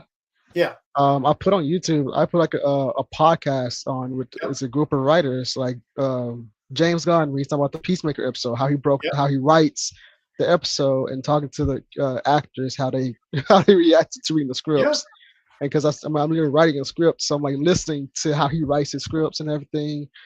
And I watch like other different podcasts when um that's on my feed. And when yeah, a podcast is asking them how that creative process go when yep, they're creating these characters. I'm like, so I go like Peacemaker podcast. I even go like watch random movie productions yep. because The I have behind the scenes shit. yeah Yep, because I literally have a movie in my head. I'm writing on paper as a yep, comic. So like I watched behind the scenes of Transformers yep, because who knows, I'm writing a robot. I might be writing a robot type of yep. story. Well, I it's all watched creative stuff. So it's all still yeah, that creative energy that you're yeah, surrounding. That's one of the reasons, like, that people didn't realize back in the day. That's why you had art studios. That's mhm, why Image Comics, like when Image Comics decided to create Image Comics, they weren't sitting at their homes mailing shit to one another. They went and rented an office space and they had mhm, 8 or 9 damn artists crammed in that office around each other, drawing all day long. That's mhm. why those art, studios and pits, for lack of a better description, some people called them. That's why they work. Yeah. That's why you have a writer's table Oh when yeah. people are working Yes. on big productions. Heck It yeah. works when Heck you're yeah. bouncing shit off one another or you're just surrounding yourself with that energy. Exactly. So And YouTube fixes that problem for the most mhm. part. Yeah, and then like there are times I go to like the museum just to see the art. like Civil Rights Museum or like Yep. the Stax Museum here. That's just music. Yep. And then now my sister and I actually go to like carnivals now. Not Yeah. carnivals. No, circuses. I bet circuses, not carnivals. Circuses when they come to our town. Because for my birthday last year, my sister took me to a horror circus. 'Cause you know, Oh, dude. Where are it you was guys located? huh? Where are you located? I'm in Memphis, Tennessee. Oh shit, that's my town. Yeah. I lived in Bartlett. I'm I in live in- Bartlett, dude. I live in Yeah. Bartlett now. I live right across the interstate from that giant ass Baptist church. What? Are you serious? Yeah, I was like half a mile from Wolf Chase Mall. I lived there for 5 years. Dude. I grew up my in North Mississippi. So I grew up in Batesville, Mississippi, right outside of Batesville, Mississippi. Wow. So I used to go to Memphis to the comic shops up there. That's where I used to buy my comics when I was younger. Yeah. Oh my god, dude, Yeah. that's freaking amazing. But yeah, I remember you was here and I remember you made a post saying you was stopping by here and you went to the Memphis Zoo. I Yeah. was like, holy I took smokes, you're Andrew in my freaking city. Yeah. I was like, welcome Yeah, to I love Memphis, welcome to man. my city, dude. I lived there. Like I said, I've been in and around Memphis since I was 18. I lived there, owned my home in Bartlett for 5.5 years before I sold it and moved down here to Mississippi to be closer to my daughters again. When my other company I was working for in Memphis sold or opened an office in the Jackson area, so I'm relocated down here, and then I was here for like 1.5 years, and then I decided to start drawing again and put myself out on social media. Wow, we're next door neighbors. Wow. Yeah, I'll be in San Antonio March. I think I got 1 or 2 shows in San Antonio in March. Yeah, I do shitloads of shows in Texas. Holy crap, that's cool. Yeah, man, yeah, that's one of the things I miss about Memphis, man. There was so much good food in and around Memphis, and there's a lot of stuff to do in and around Memphis. And it doesn't matter whether it's single life stuff or family related stuff or dating related stuff. There's so much to do in and around Memphis. I got to make another trip back to Memphis and I'm having a brain fart right now. Of course, I'm trying to think of it, but there's an old school restaurant that's been around since like the arcade 20s on Beale Street. Yeah, with the arcade. The which one? You talking about the one with the old school arcade in it? I don't remember if it had an arcade, but it's the one that has the old. They make burgers, and it's right there on Beale Street. They've been using the same like vat of grease since like the 1920s or some shit to cook their burgers. It's right there on Beale Street. I can't remember. I know what you're talking about. I think that I'm not sure it's the same place, but I remember my sister went to a place that's a full setup as the original arcade from like the 80s, like the 70s. Oh, that's cool. And it but you can't tell. It looks so brand new, but it has that aesthetic. And she said she's gonna take me there when we're not busy, obviously. Yeah, I can't remember if I've seen that or not. It's been like but it's downtown too. So I think it's in the same area as what you're talking about. Yeah, this restaurant's right there on Beale Street, and I can't remember the damn name of it, but I got to make a trip back up there because I haven't had a good burger since I left down Memphis. I haven't had a good. I mean, here we do have a few little good restaurants. Like we have a really good Chinese restaurant. We have a really good hibachi. We have a pretty good steakhouse. That's about it. There's lots of other food stuff. There's lots of other food stuff, but it's mediocre at best. Yeah, here you got the barbecue. Dyer's. I think that's it right there. I think it's Dyer's Burgers. I think that's the name of it. Yeah, Cameron's from Memphis also. Oh, snap, really? Cameron McNeil. Dyer's Burgers. Okay, cool. Yeah, he's from, but he just moved to South Haven. But yeah, he's from Memphis. I think it's called Dyer's Burgers. I think that's right. But they got grease that's like been around forever. 1920s. I'm gonna try that burger. You brought it up. Now you got me hungry for a burger. Yeah, once the snow gets out the way. Yeah, for sure. And see, the other thing too is, I grew up in and around Memphis with the barbecue, and so I'm big on brisket and ribs and stuff. And I grew up with the barbecue in Memphis. Now I don't mean the mainstream shit. I don't give two shakes about the mainstream shit in Memphis or around Memphis. You got to go to the mom and pop, hole in the wall places. Thank you. Guys with the giant. Thank you. Yes. Thank you.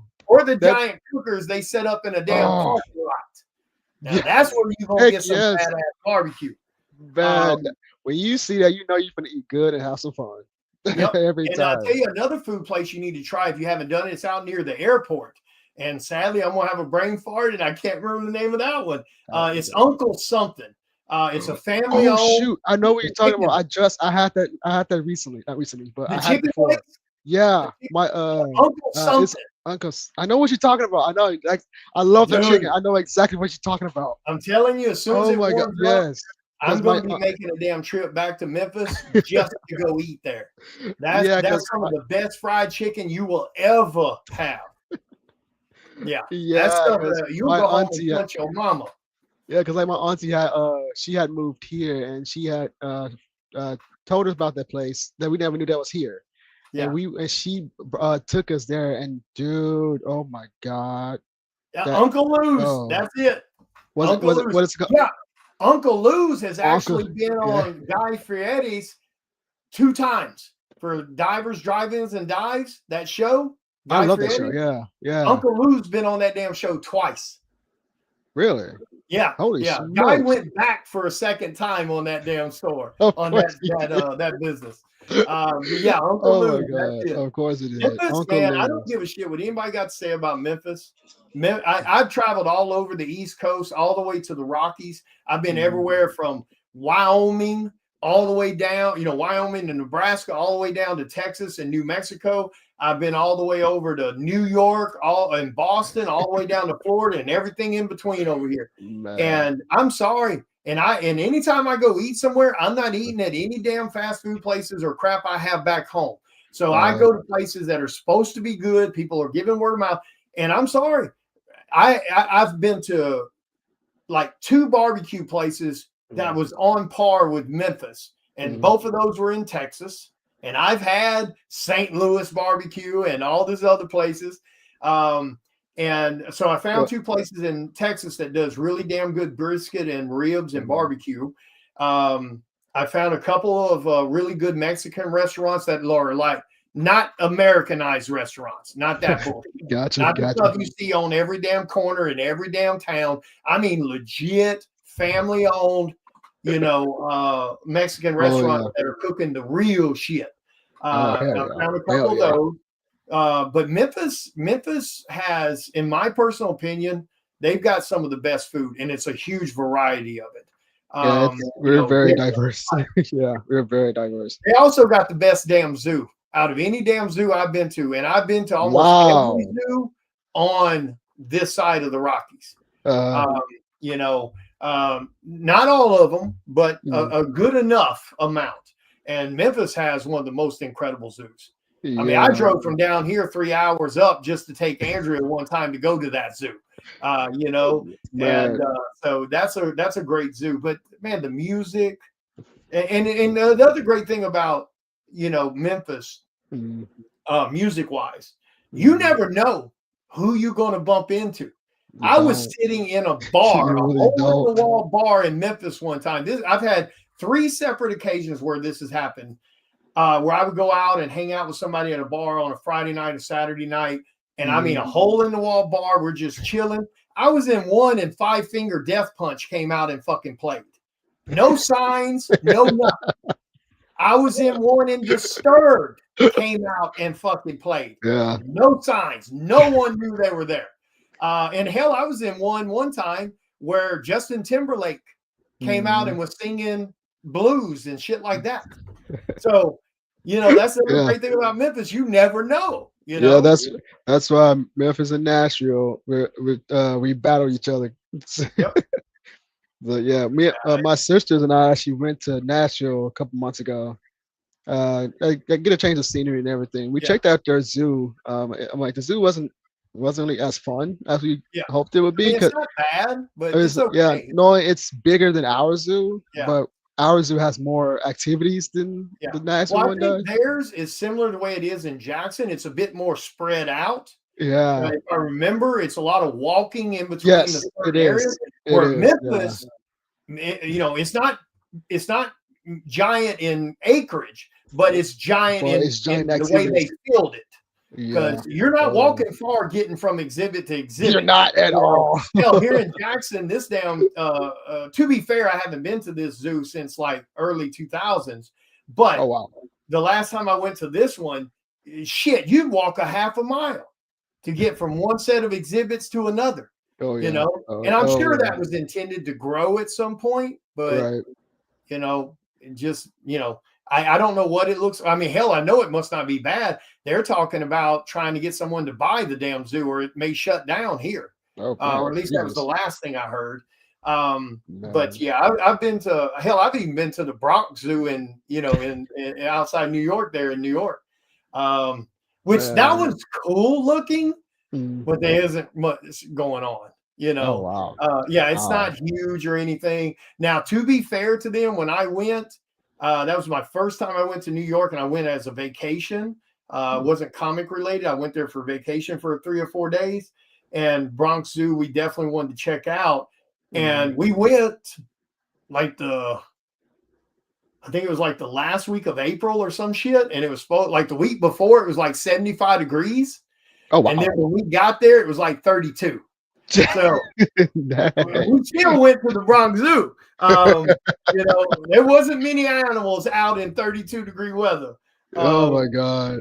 But it's got a cool Man. look to it though, because you've seen it in a bunch of movies. Yeah. So that's kind of cool to see, and it has this real old look and feel to it, which I do like. But overall, maybe one of these days when I'm back in New York for one of these shows, I'll go check it out during the warm time to see if I actually see any damn thing. Because it looked like it was an empty zoo. That like there was no animals out in 30-degree weather. Dude, it was just a couple of weeks ago. We went to our zoo for the they call it the lantern show. The zoo lantern. Yep. Dude, we didn't care how it was. Yes, it was freezing cold, but we flat out didn't care because we know it's going to be beautiful. Because our zoo pops off, so we finna support. And we went there. The zoo they had hot chocolates at each food booth. Yep. Like one booth had the alcoholic hot chocolate. Yep. I was like, oh, of course, it's Memphis. Of course, you have to have the alcoholic hot chocolate. Of course. I've done that too. It's beautiful. I've done their Zoo Boo and stuff, of course, also. And that zoo's beautiful. The way they modeled everything. They carefully craft everything, and it's so freaking beautiful. And I every time I go, I get inspired. That's the other thing that doesn't block me because I go to the freaking zoo. So I go there, I get inspired, and like it'd be fun when the animals put on a show for you, and just dude, man, I'm so glad I got a membership there. I can go. We can go anytime we want. Yeah, I had the membership when I lived there too. Yeah, the membership is definitely worth it if you're in or near that zoo. Man, 100%. best time. But and at the Zoo Lantern, they also had a Chinese New Year thing. They show you your birth year and tell you what animal you are and why you're this animal. Oh, okay. And dude, it was so freaking cool. They have a giant dragon that actually breathed actual fire out its mouth. Oh, that's cool. That thing was so. I posted some pictures on Facebook to showcase what it is. I can't wait to real Jurassic Park. I give them time because people are stupid enough to do that shit. Facts. I'm pretty sure somebody probably thinking of it. Oh God, yeah, you know they are. There's a corporation right now, I guarantee you, trying to figure that shit out. I mean, we're already going to have Terminators at some point. So, mean, Jesus Christ, it's ridiculous. We as a species, oh my God, we're stupid. It's just, like that. I mean, I guarantee you someone's trying to splice DNA ever since that damn movie came out. But Jurassic Park is one of my favorite movies, and I know somebody's going to try to do something stupid and try to replicate it in real life. I was like, these are supposed to be for entertainment, not real. I'm like, oh my God. Yeah, this is not research. I was like, bro, this is not scientifically accurate. This is supposed to be entertainment, you idiot. Yeah. People are stupid, man. Like they gotta do something. They just can't help themselves. Like I said, I'm telling you, I give it another probably 10 years. I mean, we'll probably be under AI rule, Right. If You this, can't blame the computer. If you make the damn thing self-aware, it's going to realize the human race is technically the problem.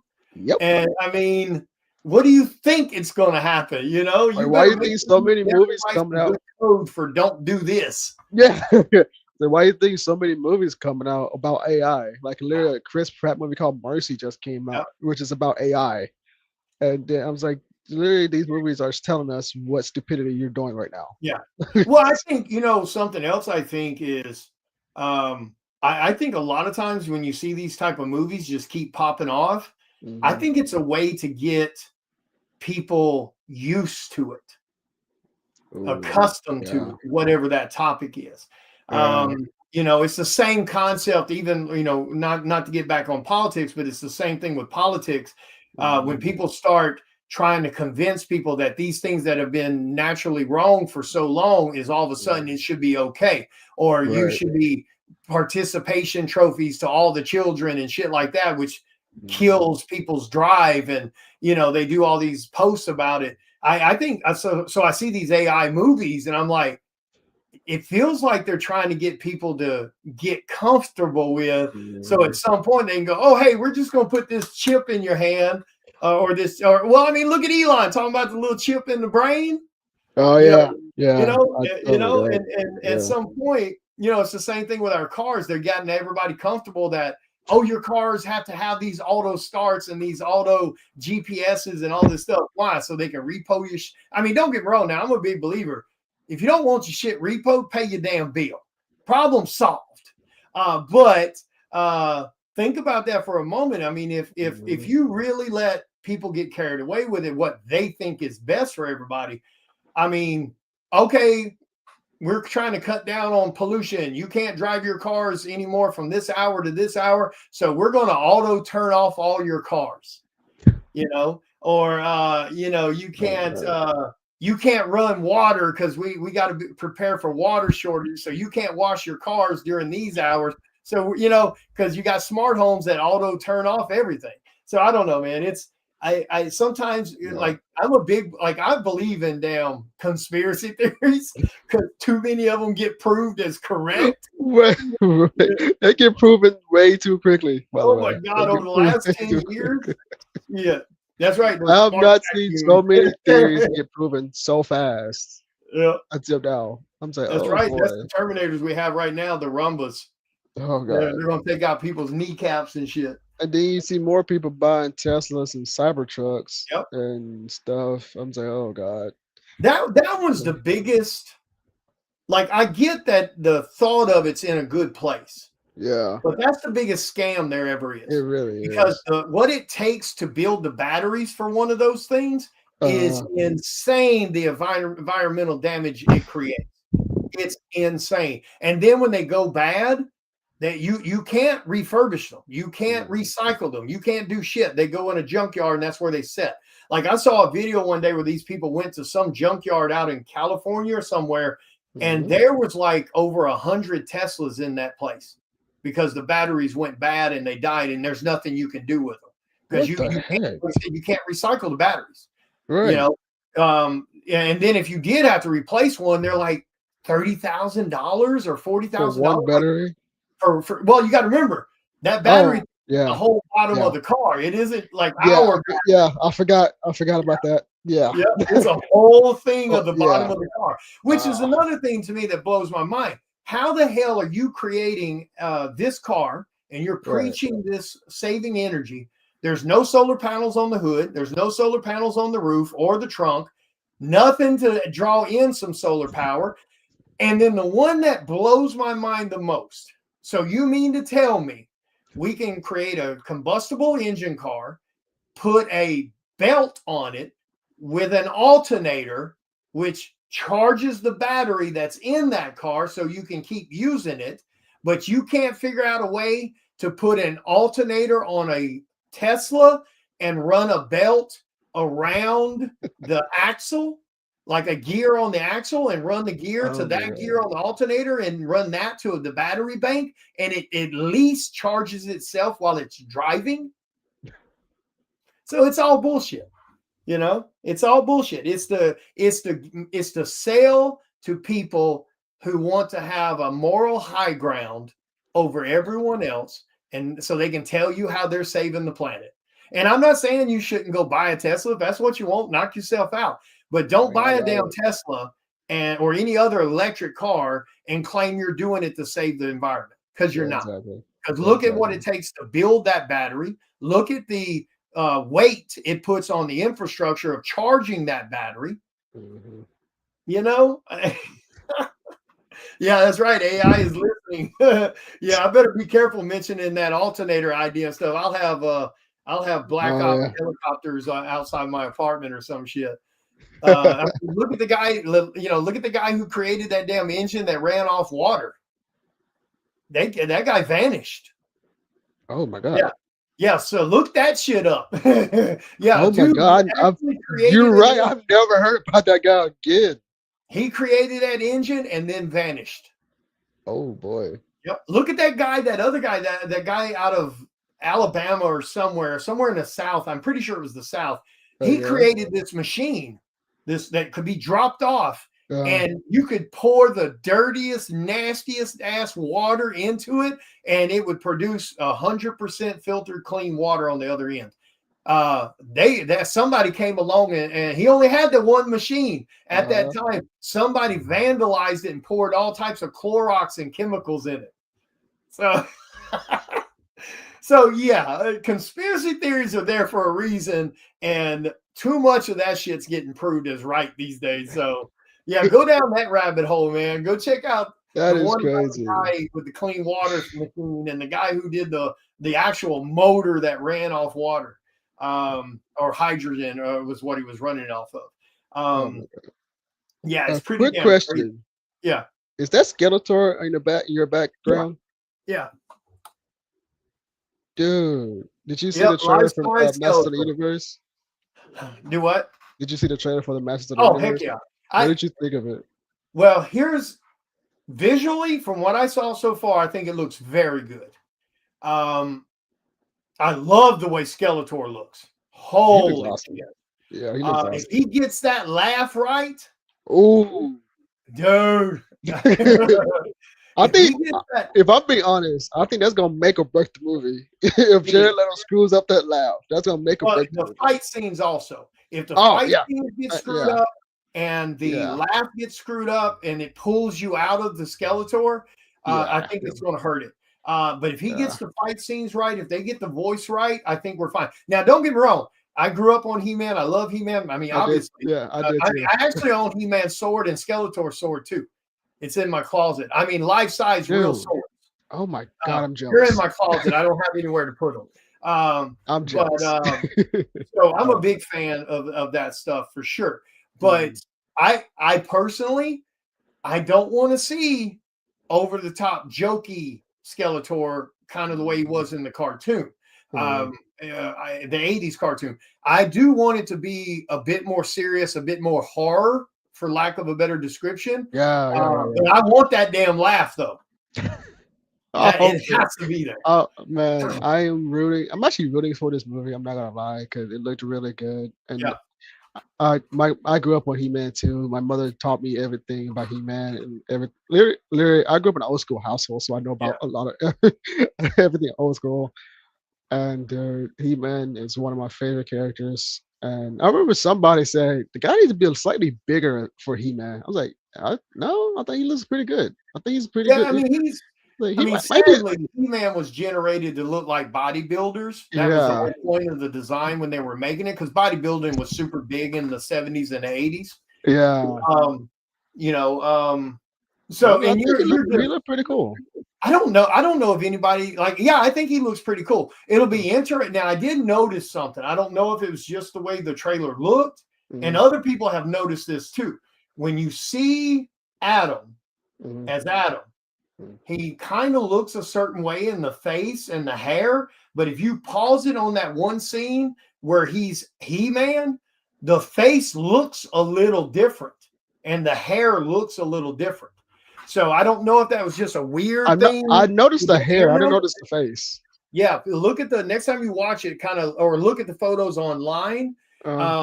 and I'm hoping they do that, because as far as disguises go, the He-Man disguise from the 80s cartoon was one of the worst damn alter ego. At least Clark Kent had glasses. Oh yeah. I Oh mean, yeah. he ain't got shit. So, but I don't know. I think he's going to be fine for the size. It's going to be. That's just one of those things. It's we don't really have many Arnold Schwarzeneggers anymore. Yeah. So True. getting somebody built like that. Now, are there other people I think could have been a bit more imposing? Maybe. Maybe so. Yeah. Alan Richardson or whatever his name is. I mean, yeah. Oh, he's talking about the guy who plays Reacher. Yeah. And if somebody put a fan picture up of him dressed as He-Man, and I mean, but like I said, it's one of those things, like you were right back to that concept of who those two people are, but and with there's not that much of a difference with this guy, but I think it's going to be good. Here's the thing that will sink that movie. Like I said, it's going to cause issue if he doesn't pull off Skeletor right, and they don't pull off the fight scenes. That's going to cause an issue. Yeah, that's true. Arnold Schwarzenegger's son could probably pull it off. That's probably true. I think he's Patrick Schwarzenegger. Yeah, his son looks kind of pretty much like him. You're not wrong. Yeah. The other thing though, if they spend too much time on Earth, if they spend too much time on Earth, dude, that's going to wreck that movie. Because I'll be blunt with you, I don't give a shit about Earth. I don't want to see Earth in that movie. You can do it. You can do this little 5 minute, 10 minutes at the start of the movie, and they come get him. Okay, cool. You can do a couple of flashbacks. Yeah, I'm hoping it's not a full hour on Earth. Like, please do not have me sit here for a full hour on Earth. Like, please don't. That movie's what? Maybe an hour and 30 minutes, hour and 40 minutes, something like that. I don't want to see the majority of that movie. Yeah, I think about 90 minutes to almost 2 hours, I think. Yeah. Because back in the 80s, that was really the only complaint I had about the Dolph Lundgren. I absolutely hated the fact that movie took place on Earth. Which, I mean, to be fair, they didn't really have a whole lot of technology back then that they might have could have pulled it off. I don't know. I mean, wow, this is a $200 million movie. Jesus. Yeah, well, you still had movies kind of doing it. I mean, look at Return of the Jedi. Look at Empire Strikes Back. They were creating these environments. I mean, I think you could have done it. I just don't think they wanted to spend the money. But because the character. So it says it's literally about 2 hours long. Okay. Yeah. So see, it does not. So okay. It does not need to spend more than 25, 30 minutes on Earth at the most. Yeah, so hopefully, I do like 15.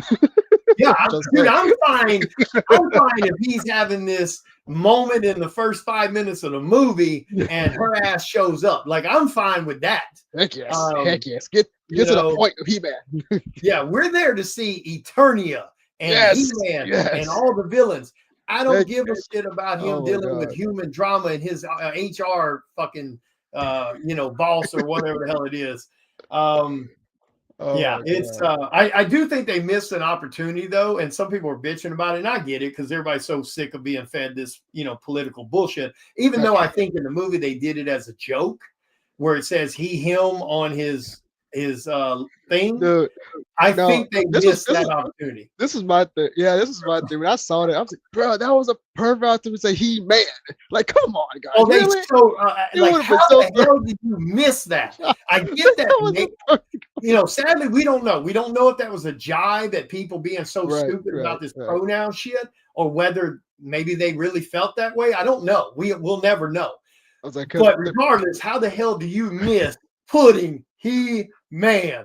But I really think what they do, they're probably gonna do it at the end where he changes his thing and says He-Man to it. I don't think he'll go back. I mean, he's not going back to Earth. But some movies do some stuff like that. So I'm just being like, if he did though, I'd be like, that's dumb as shit. But to be honest, it wouldn't shock me. Like, oh look, now everything's safe. He's going to go back and work at his office in the real world. Like it, it wouldn't shock me. Like if they did.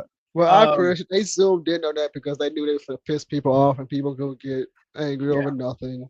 But that Well, was perfect. it also creates clicks because people will be like, they got to go see that. Exactly. And then it also creates interest for people who think that way. Oh, look, they're being this. Well, I need to go watch this movie because they're speaking to me, which I kind of think they were doing it to bullshit. But I am excited to see how they do many faces. I can't wait to see. I hope they don't show much more on the trailer. Like, I really don't want to see any more trailers. You can just take clips from that one trailer and just post it. That's all we need to see. Yeah, I would. You don't need no second trailer or anything. We're good. I would not share anything else because I can't wait to see Battle Cat in armor. I mean, oh my god, yes. Oh, I'm trying to think. I'm thinking about whether I want to pull the trigger.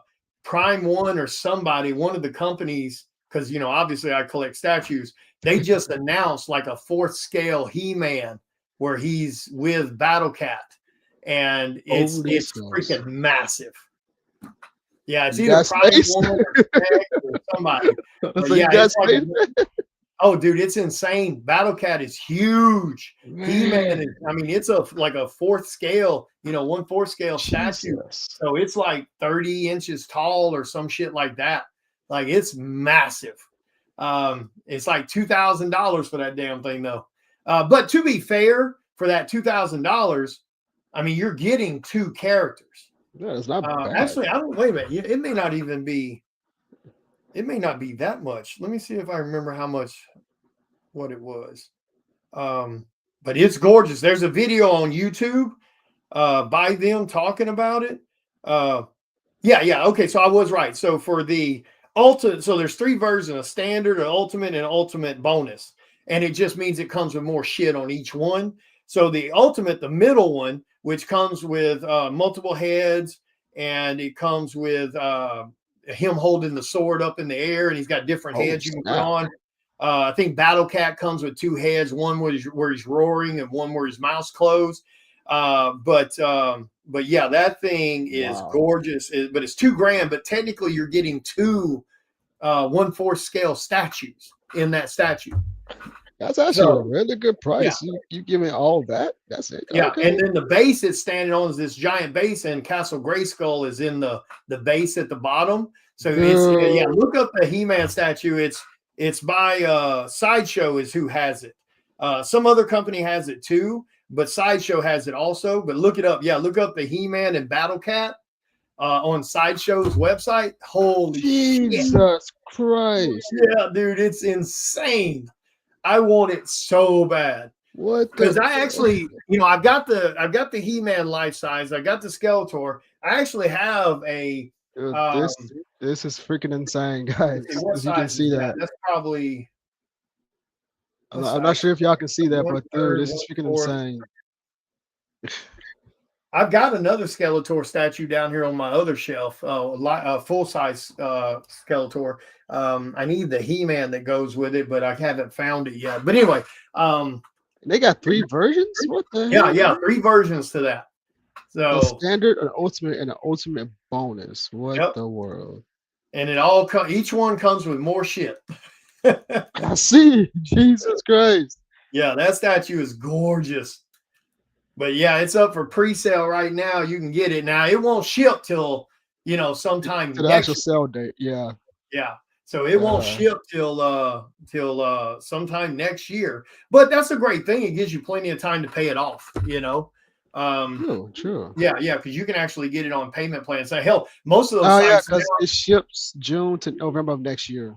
Yep. See, and it'll probably be more along the lines of November. It usually comes towards the tail end of that whatever quarter it's talking about. So it'll probably be around November is when it'll ship.